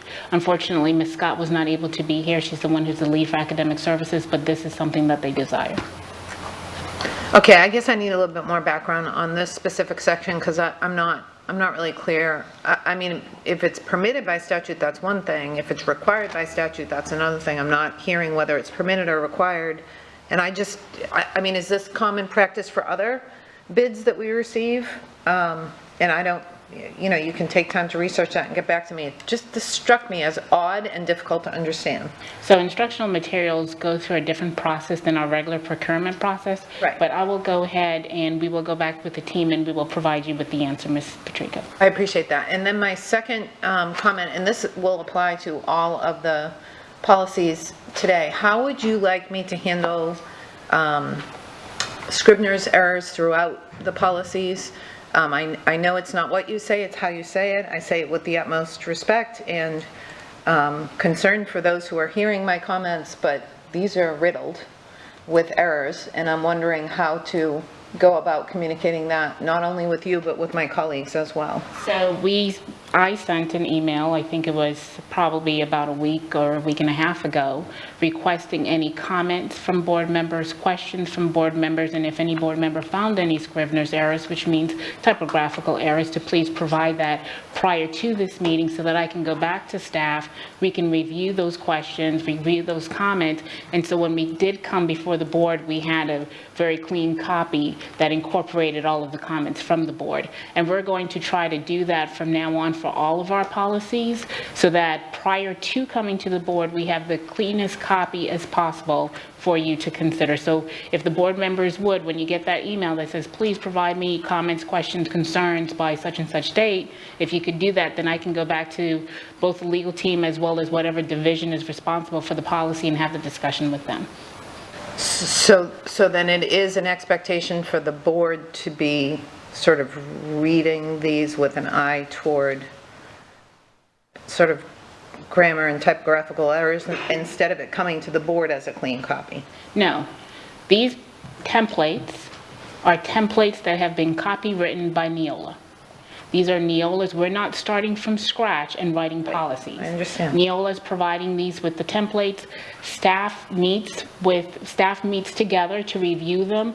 I think Academic Services probably has 6 or 7 people that sit down and actually go through line by line, word for word, the policies. They compare it to our current policies as well. And then they will also meet with Neola and ask questions before this even comes to the board for consideration. And then on top of that, I have sent emails to the board requesting you to please review it as well and provide any questions or feedbacks or comments that you may have so that I can go back to staff and have that discussion with them so that when we come to the actual briefing of the policy or workshop, it's the cleanest version that we can possibly provide you. Member Patrica? I'm done for now, thank you. I was going to actually say, I would say in regards to Scrivener's errors right now, perhaps send those offline so we can deal with the substantive parts at the moment, just based on time. So that would, okay. Thank you. Ms. Morgan?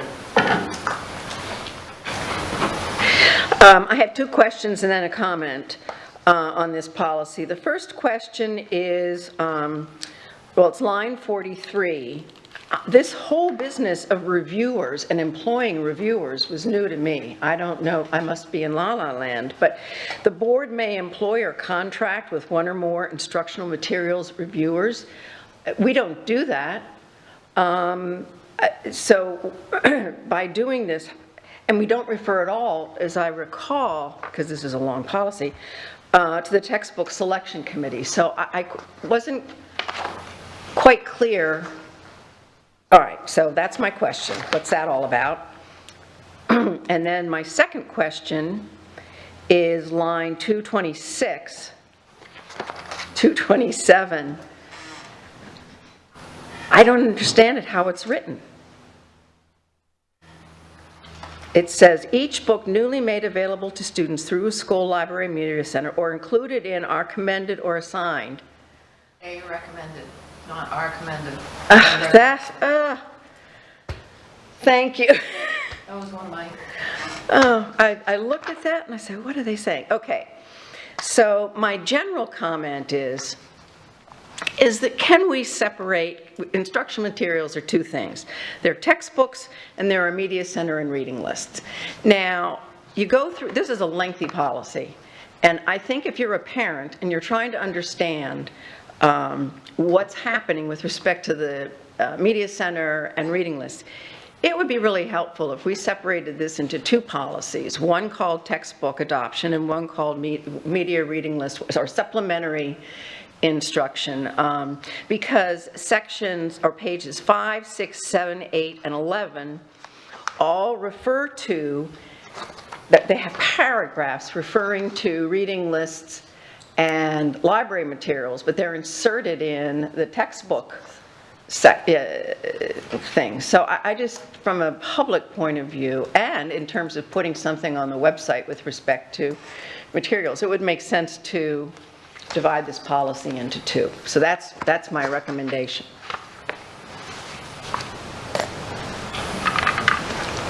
Question for Attorney Dupree Bruno. Looking at this policy and referring to what Ms. Morgan just talked about, as Neola normally would be keeping this policy together as a single policy? So Neola does have an instructional materials adoption policy, and you will find and this is something, we're going to have a one-on-one that's going to really go into the background of how all of this process works. We're going to have that in our next one-on-one. But you will find in the Neola policies that there are repetitions.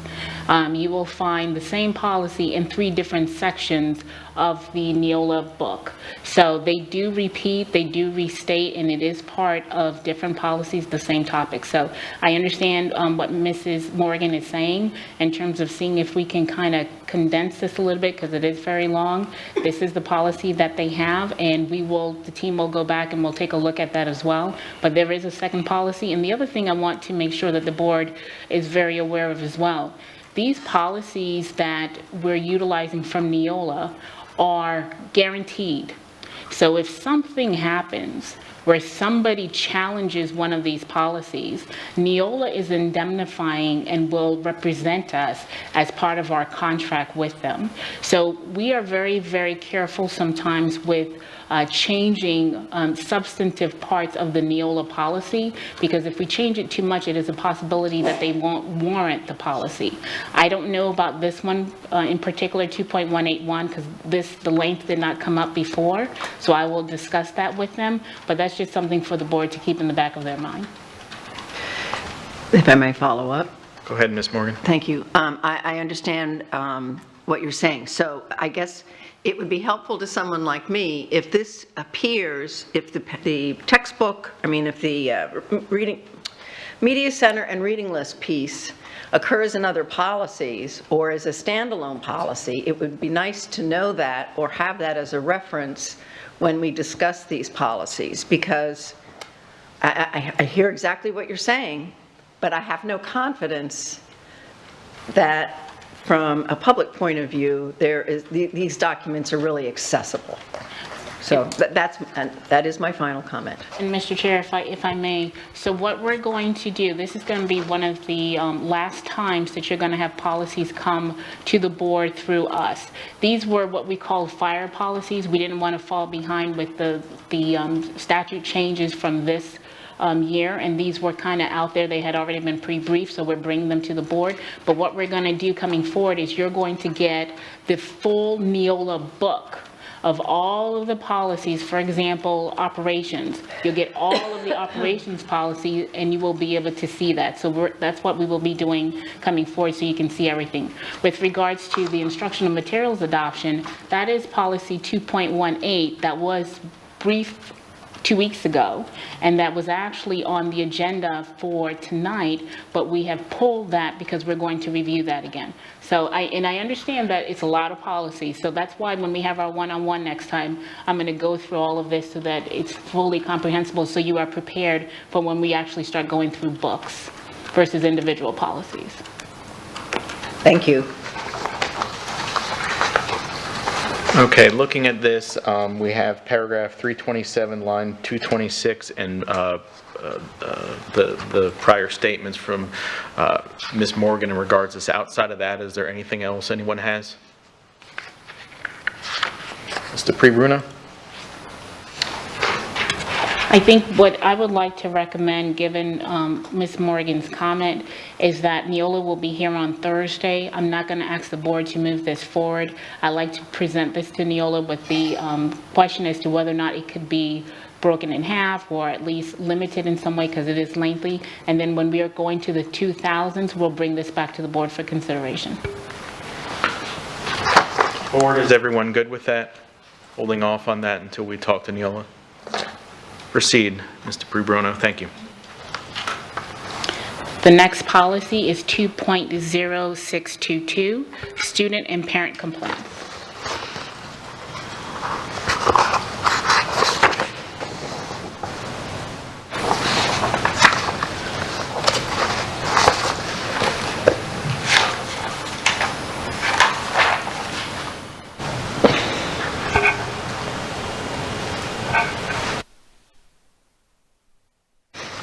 I don't know if anyone has any comments or questions. This was pre-briefed to the board as well. We did add a additional line. You will see that it is highlighted. This is very, almost, not quite, but almost word for word from the statute. Any questions, concerns, comments, board members? Ms. Jordan? Thank you. I believe, and I know, Mr. Pre-Bruno, I spoke to you about this, and I know we spoke about this before. What happens when that parent does not feel comfortable speaking with the principal? Where do they go? What is their avenue? And I know this has been brought up, and I think it is in another policy as well. So at the last time when the board reviewed this, there was an ask that at least give the principal an opportunity. And if the principal does not address it, then it can go through the official complaint process.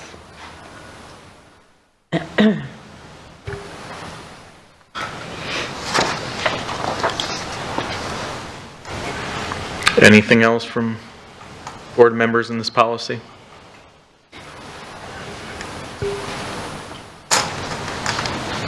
Do we want to move forward on this policy to a second reading then? Okay. There appears to be an agreement to move forward on this policy. Thank you. The next policy is 4.142. When we brought this to the board, again, this is pretty much almost word for word from the statute. There weren't a lot of comments on this one, so I don't know where the board is now on this. Okay. Questions or comments on policy 4.142?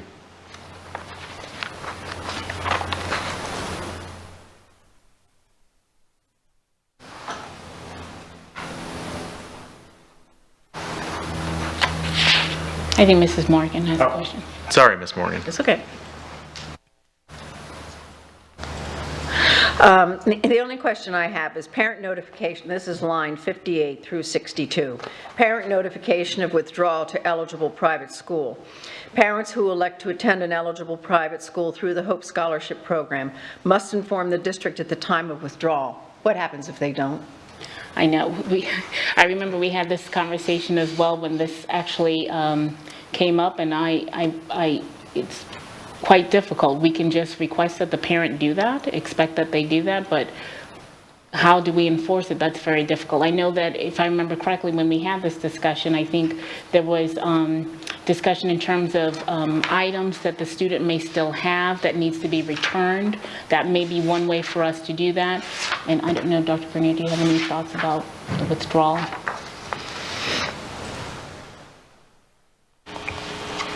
I know that it becomes increasingly difficult once a student leaves. How we go about pulling them back, or securing information or materials from them. It's one of those things that the parent has the right to pull the student, and I don't have an easy answer to the question. Didn't this come up before as a financial issue? Where students, we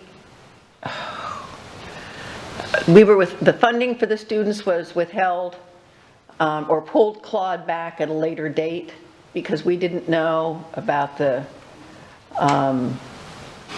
withdrawal. And so I am wondering if there needs to be, if a student goes to a private school, I mean, yeah, they don't have to tell us, but we don't have to transfer the records. Well, I think statutorily we have to transfer the records. The issue is, if I remember correctly, and you're correct, Mrs. Morgan, because I do remember some discussion about that in terms of funding. I'll have to refresh my recollection and remember what we discussed, but I do remember a conversation, and I do believe that the DOE is monitoring and is gathering all of the information on the Hope scholarships, so they're also monitoring to make sure there's no double dipping. If I remember correctly, that's where the discussion was leading to, but I'll double check. And if I may, I think this is a great conversation for us to discuss with both Kelly Letcher and Amy Desamore. There has been some discussion about these types of scholarships at the DOE level regarding how they're funded, where the funding comes, and how the money moves through the district to certain scholarship programs, not necessarily always in the Hope case, Hope Scholarship Program, but I think we need to have a more direct answer for our board. So I'd ask if the attorneys could please, seated at the dais, if they could just write this down, and then I will follow up with Ms. Letcher and Amy, Dr. Desamore, try to get a better feel for how we might be able to look at, I appreciate what you say about clawback, but I don't remember seeing anything in the legislation that develops Hope Scholarship that we have that ability to claw back. So let me. State claws back from us. Yes. Right. Let me see what I can find out. Don't have that answer. Mr. Persons. It would seem that it would be notice of withdrawal when you got a request for the records. And is that not coordinated, or I don't see I would think that would be a timely happening. In most cases, sir, it is. There's not always that case, though. In some cases, students do withdraw, and in a sense, when they withdraw, if a student goes through a normal withdrawal process, they come into the school, when they announce they're leaving, parents have conversations with information specialists and registrars, and they make the decision. There's a withdrawal form, there's a formal collection of the property that belongs to the school district, and then records are usually sent for. We never put records in the hands of parents to carry to the next school building. There's a way to transfer those records appropriately and securely. There are times where students and parents don't withdraw. I'll use the word leave. They leave. And that becomes incumbent upon us as a school district to try to figure out what happened to that student. And without good contact information or other things, sometimes we don't know where a student has gotten off to. Thank you for that. Okay, outside of the follow-up that Ms. Morgan was requesting, are we ready to, as a board, move forward on policy 4.142 to a second reading? We shall move forward. Thank you. Attorney DePree-Bruno. Thank you. And next I'm going to go, since Ms. Zupke is here, she works with our operations, and this is a new policy, 9.12, telecommunications facilities on district-owned sites. Are there any questions on that policy? Board members? Ms. Morgan? What is, this is the very beginning, very first paragraph. The board shall consider proposals for telecommunications, foster competition. Is it an expectation of the state that we are responsible for fostering competition amongst telecommunications carriers? It's not an expectation that we foster. I think a lot of the things that we do from, and this is not purchasing, this is different. But a lot of the things we do is to get the best price that we can, competitive solicitations, bids, et cetera. So this is to encourage us to have the discussions, not to, I understand what you're saying, Mrs. Morgan. Are we going to go out there and have a competition between these telecommunications? No, but to try to get the best deal, if you will, that we can. Thank you. Any other questions from the board?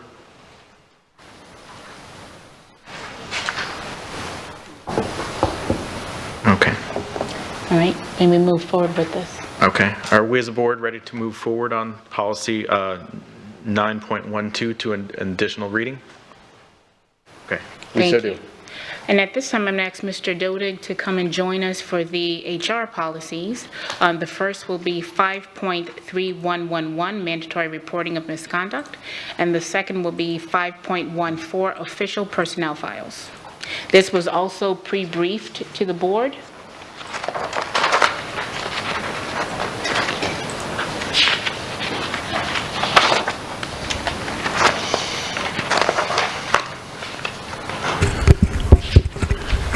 Any questions?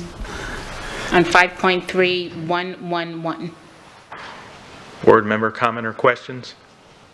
Ms. Morgan? I am sorry, but that I didn't bring this up when it first came through, but is there any reason we can't call this mandatory reporting of employee misconduct instead of just misconduct? Because the policy refers to employees. And people looking at policies, I think it would make it easier. Thank you.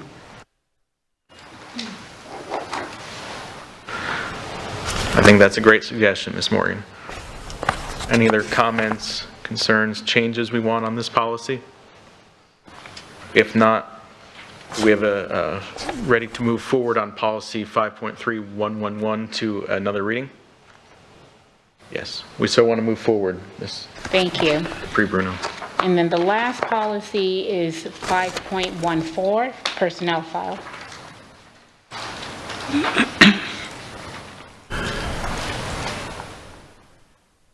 Okay, do we have any questions, comments, concerns on policy 5.14, board members?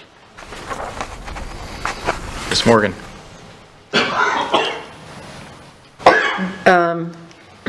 First paragraph. No, sorry, it's not the first paragraph. Second paragraph, lines 13 to 15. Materials relating to work performance, discipline, suspension, or dismissal will be reduced to writing and signed by a person competent to know the facts or make the judgment. I'm sorry if I missed this before. Does that simply mean that everything in the file is reduced to a single document for the individual to sign? Yeah, I'm going to let Mr. Dodig answer that question. Which line? It's lines 13, 14, and 15.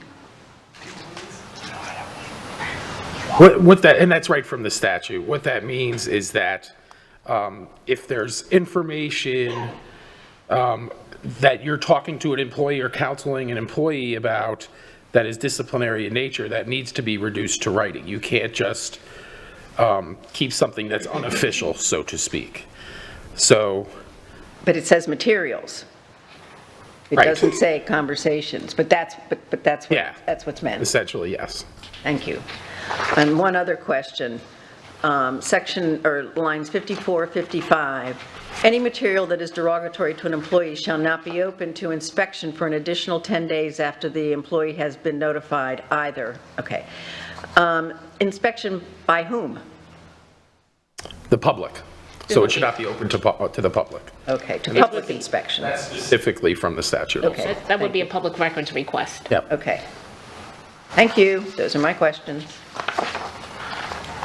Okay, board members, are we ready to move forward to a second reading on policy 5.14? Seeing yes, we're ready to move forward on that policy.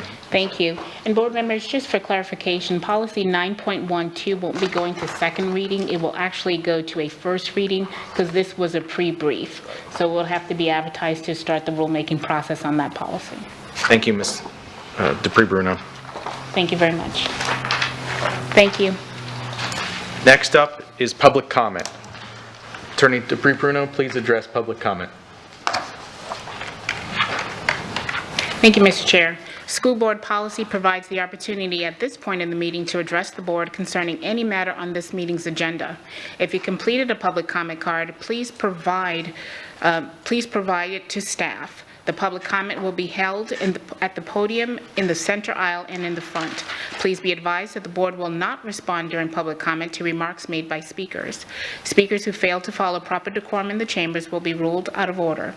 Any speaker continuing with such remarks will be required to relinquish the microphone per Board Policy 1.11 and may be removed from the chambers. There will be one warning. Per Board Policy 1.11, the time per speaker is 3 minutes. You will find a countdown on the big screen in the front of the room. Once your time has elapsed, the microphone will automatically shut off. Please state your name when you approach the microphone, and I will call you 5 speakers at a time. Mr. Chairman, there are 4 individuals that would like to address the board about this briefing's agenda. Thank you. Is there anyone in the audience that has not signed up for public comment that wishes to make a comment? Seeing none, please proceed, Attorney DeBruno. Thank you. Will the following individuals please line up? Dr. Doug Santini, Sharon McGill, Edward Drass, Betsy Vaughn.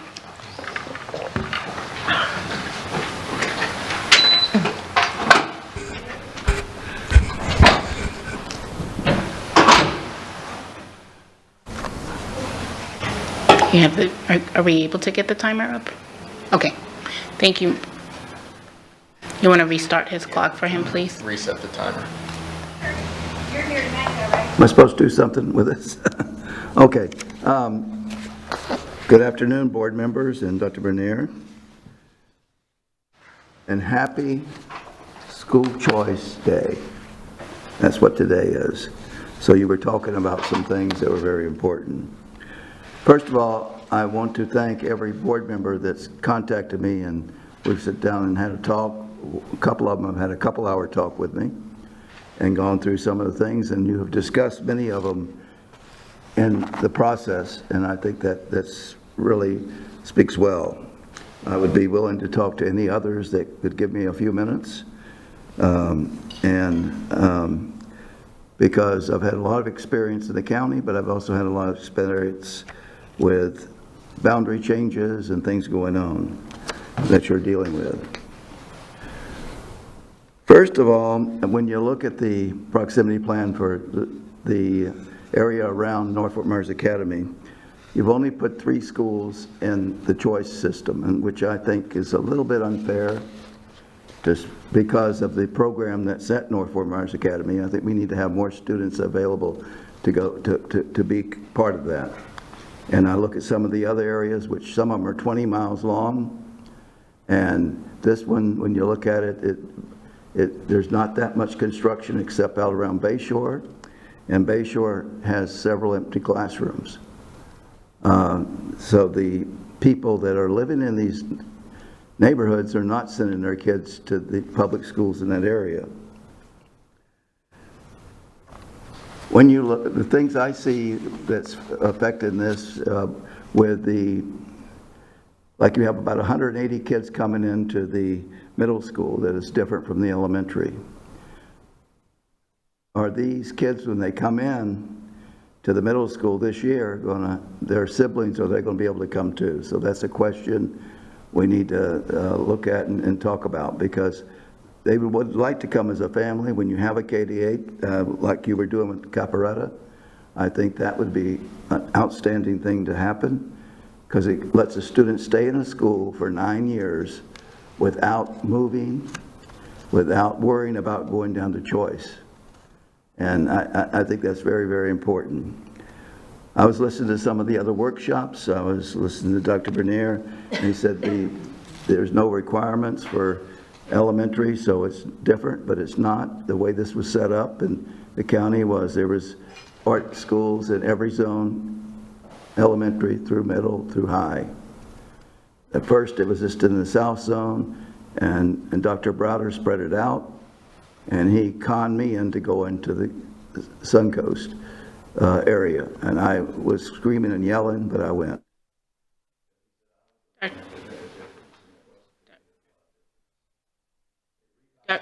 Dr. Santini, your time has expired.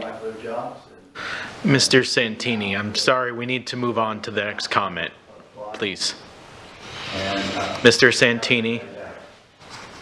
Dr. Santini. Yeah, no, we need to move on to the next, please. I'm sorry, we need to move on to the next one. You've passed your time.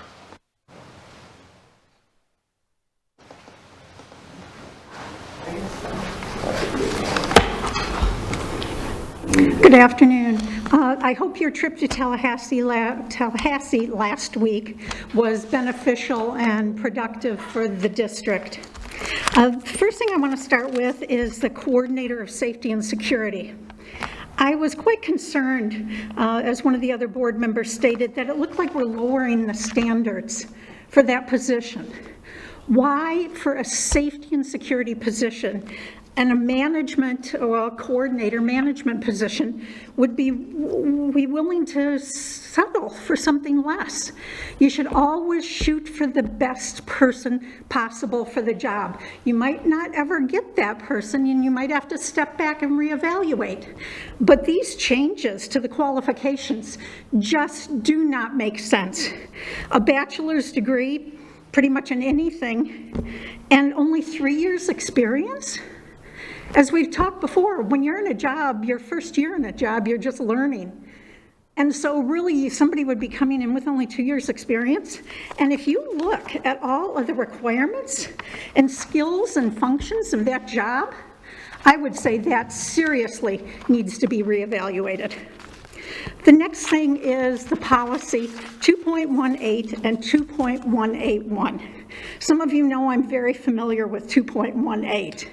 And so I laid them side by side and tried to figure it out and see what the differences were. And as stated, everything is all jumbled together. It's really hard to separate things. And from a perspective of being a public or a parent, you just can't, it's one paragraph is this, another paragraph is this, and it just is not consistent. I have to say, though, that I really did appreciate the form that was developed for the appeals, which was very extensive. But where is the policy, the same form for the challenges? We need that same type of form to be included for challenges with all those same specifications. It needs to be filled out completely, and it needs to be part of the process.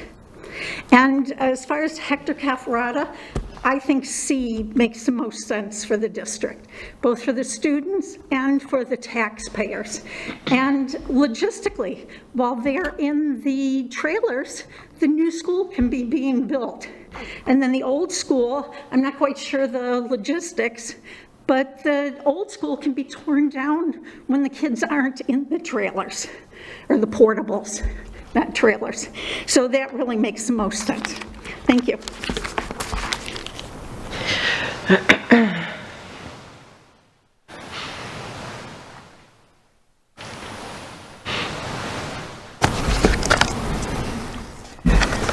Good afternoon, board members, Superintendent Bernier, and staff. I'm Dr. Edward F. Grass, MD. I'd like to present some comments on the policies that have been addressed this afternoon, specifically Policy 2.181, Instructional Materials Program. First, I would like to make note of line 121 where it says, any instructional material containing pornography or otherwise prohibited by FSA 47.012 may not be used or made available within any public school. Further, line 343 also prohibits the purchase of new material that contains pornography. These include materials that are currently in use in classrooms, AP courses, and books present in the school libraries. One specific example, which I previously cited during public comment, The Bluest Eye by Toni Morrison. There are additional books in question, referring to a list from Citizens Florida Citizens Alliance, which fall under the auspices of 847.012 and clearly violate state statutes regarding pornographic school literature. To continue with policy 2.181 regarding new curriculum review and evaluation, line 184 is in regard to reviewing the new curriculum, and this has been changed from policy 2.18. But 184 says, after receipt from the superintendent of a reviewer's electronic report and recommendation, the board shall publish a notice indicating the date, time, and location of an open public hearing to address and recommend instructional materials. The public shall have an opportunity to provide public comment at that public hearing. So my question is, will the public have sufficient advance notice of the materials being reviewed and have access to the materials being considered? In the past, I was part of public committees that had no advance access to the material and only a short 2 to 3 hour hands-on review. Often that material was not reflective of the curriculum being adopted, while the time provided to public reviewers was insufficient to review all the material presented. Can the curriculum reviewers' report and recommendations be made public for review along with the proposed curriculum? How will this notice of public hearing be published, and by what method will it reach the majority of county residents and parents interested in participating in this review process? Will district staff accept the input of participants at the hearing, or will the efforts and recommendations of the public reviewers be for naught, having no influence over what educational curriculum is ultimately selected? I would appreciate answers to these questions, and I would thank you for your attention. Thank you. And that, oops, we have one more.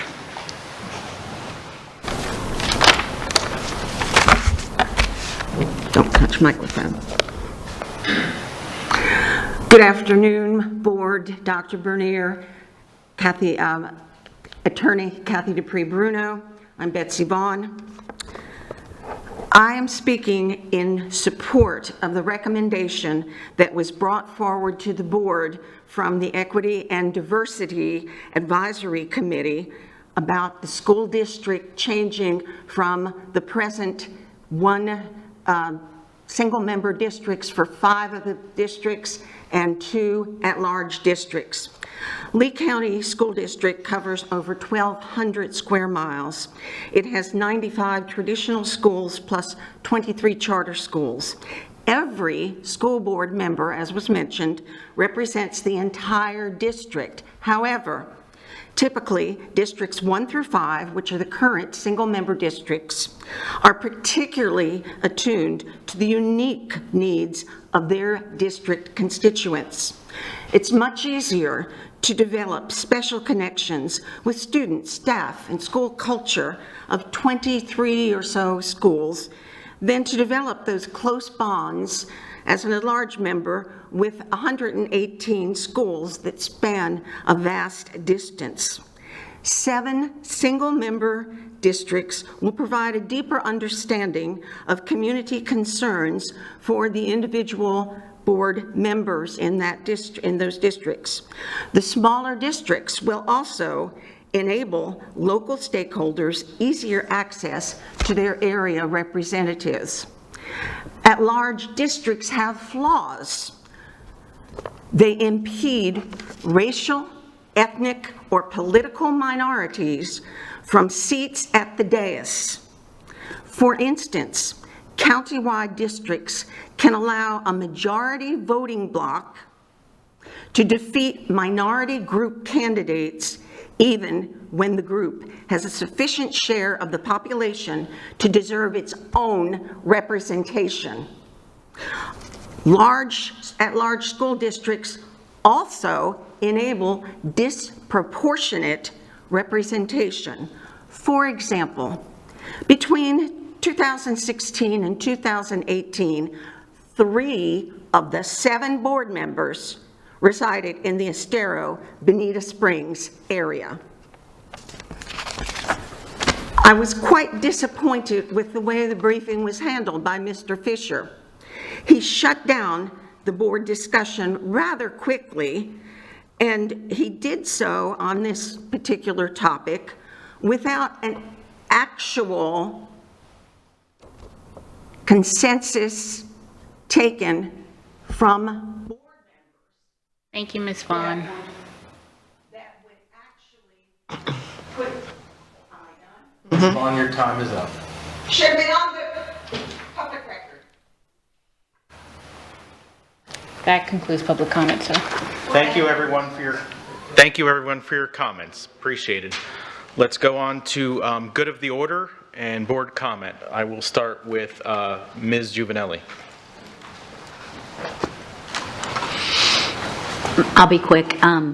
I just wanted to say that we had a very productive, it was brought up that about our Tallahassee visit, and we had a very productive 2 days, and I really appreciate all the work that went into getting there with Dr. Carlin. But I also wanted to say something because it was really important. The leadership with Dr. Bernier was a first time ever, and I felt that his leadership there really impacted our visits that we never had before. So I'm excited to see how things go in Tallahassee in the upcoming sessions. I attended the Norfolk Myers Academy Sensory Room grand opening yesterday, and that was exciting to see. I would like to see that more schools have opportunity. There was a teacher from Littleton, I think she was from Littleton, right? And she was there checking it out for her school. So I think it's something that we need to see more of, and how we can help our other elementary schools and schools have this, because it's also a room that I think that even the middle schoolers may participate in, because it was pretty cool. So that's all I have. Thank you. Ms. Patrica. I have none. Thank you. Ms. Jordan.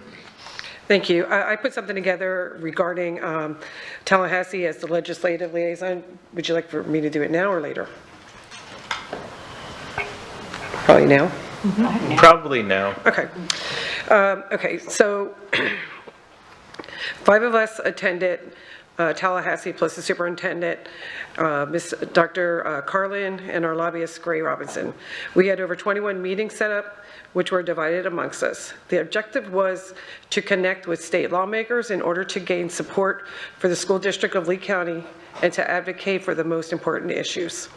We had several opportunities to meet with several legislators of the Senate Committee on Resilience, which is a new committee from my understanding, the House Education Appropriation, and the Senate Appropriation staff directors, Senate President Pasadoma, and some of the board members met with our local legislators. While I had opportunities to meet with several legislators from Miami and other areas who had been affected by devastation. They understood that some part of Lee was ground zero, and they listened intently and want to help. Representative Roach is willing to sponsor one of our local legislative priorities, which is the increased student achievement, the CTE, on the House side, while Senator Martin hopefully will be sponsoring it on the Senate side.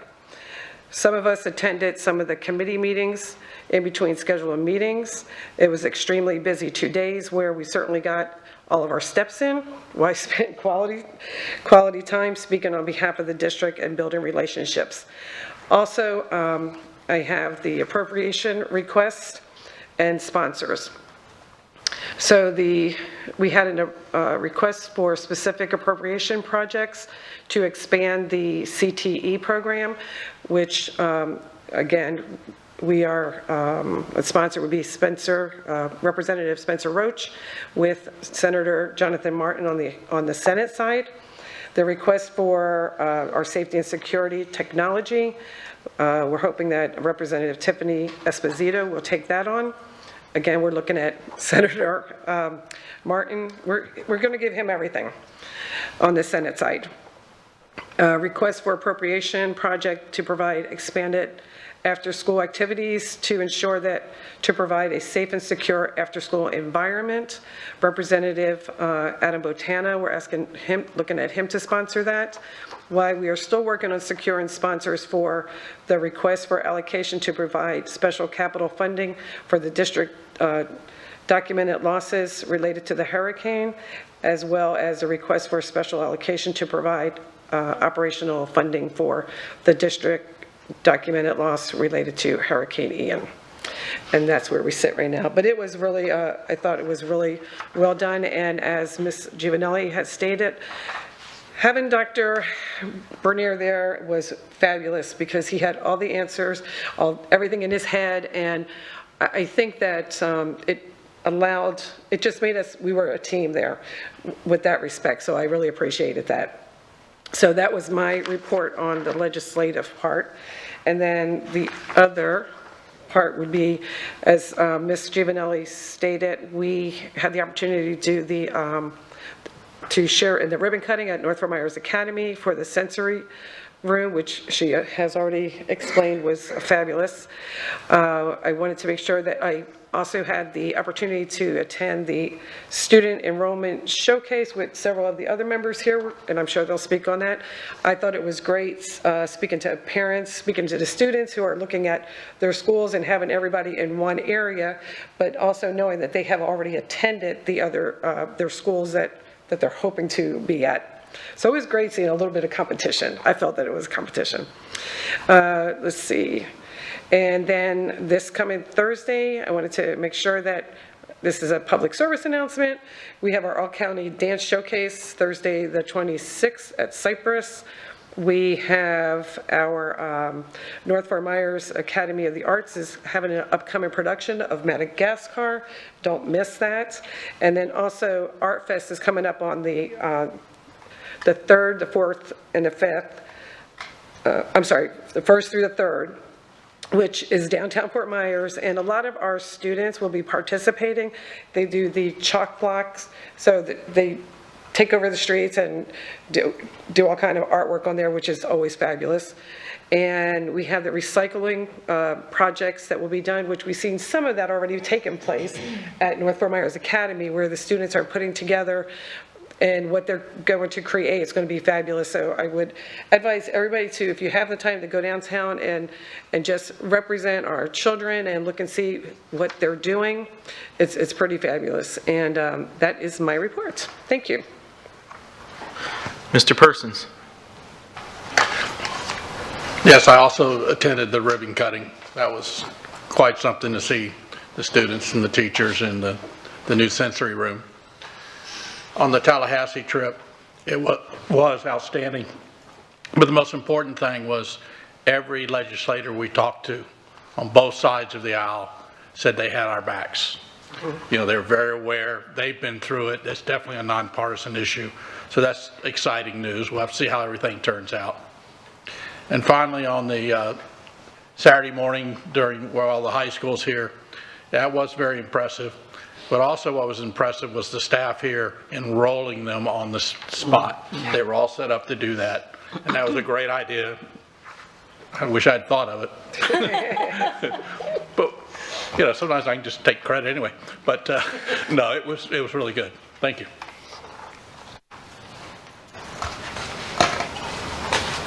Ms. Langford Fleming. I just wanted to add a few things about the Tallahassee trip.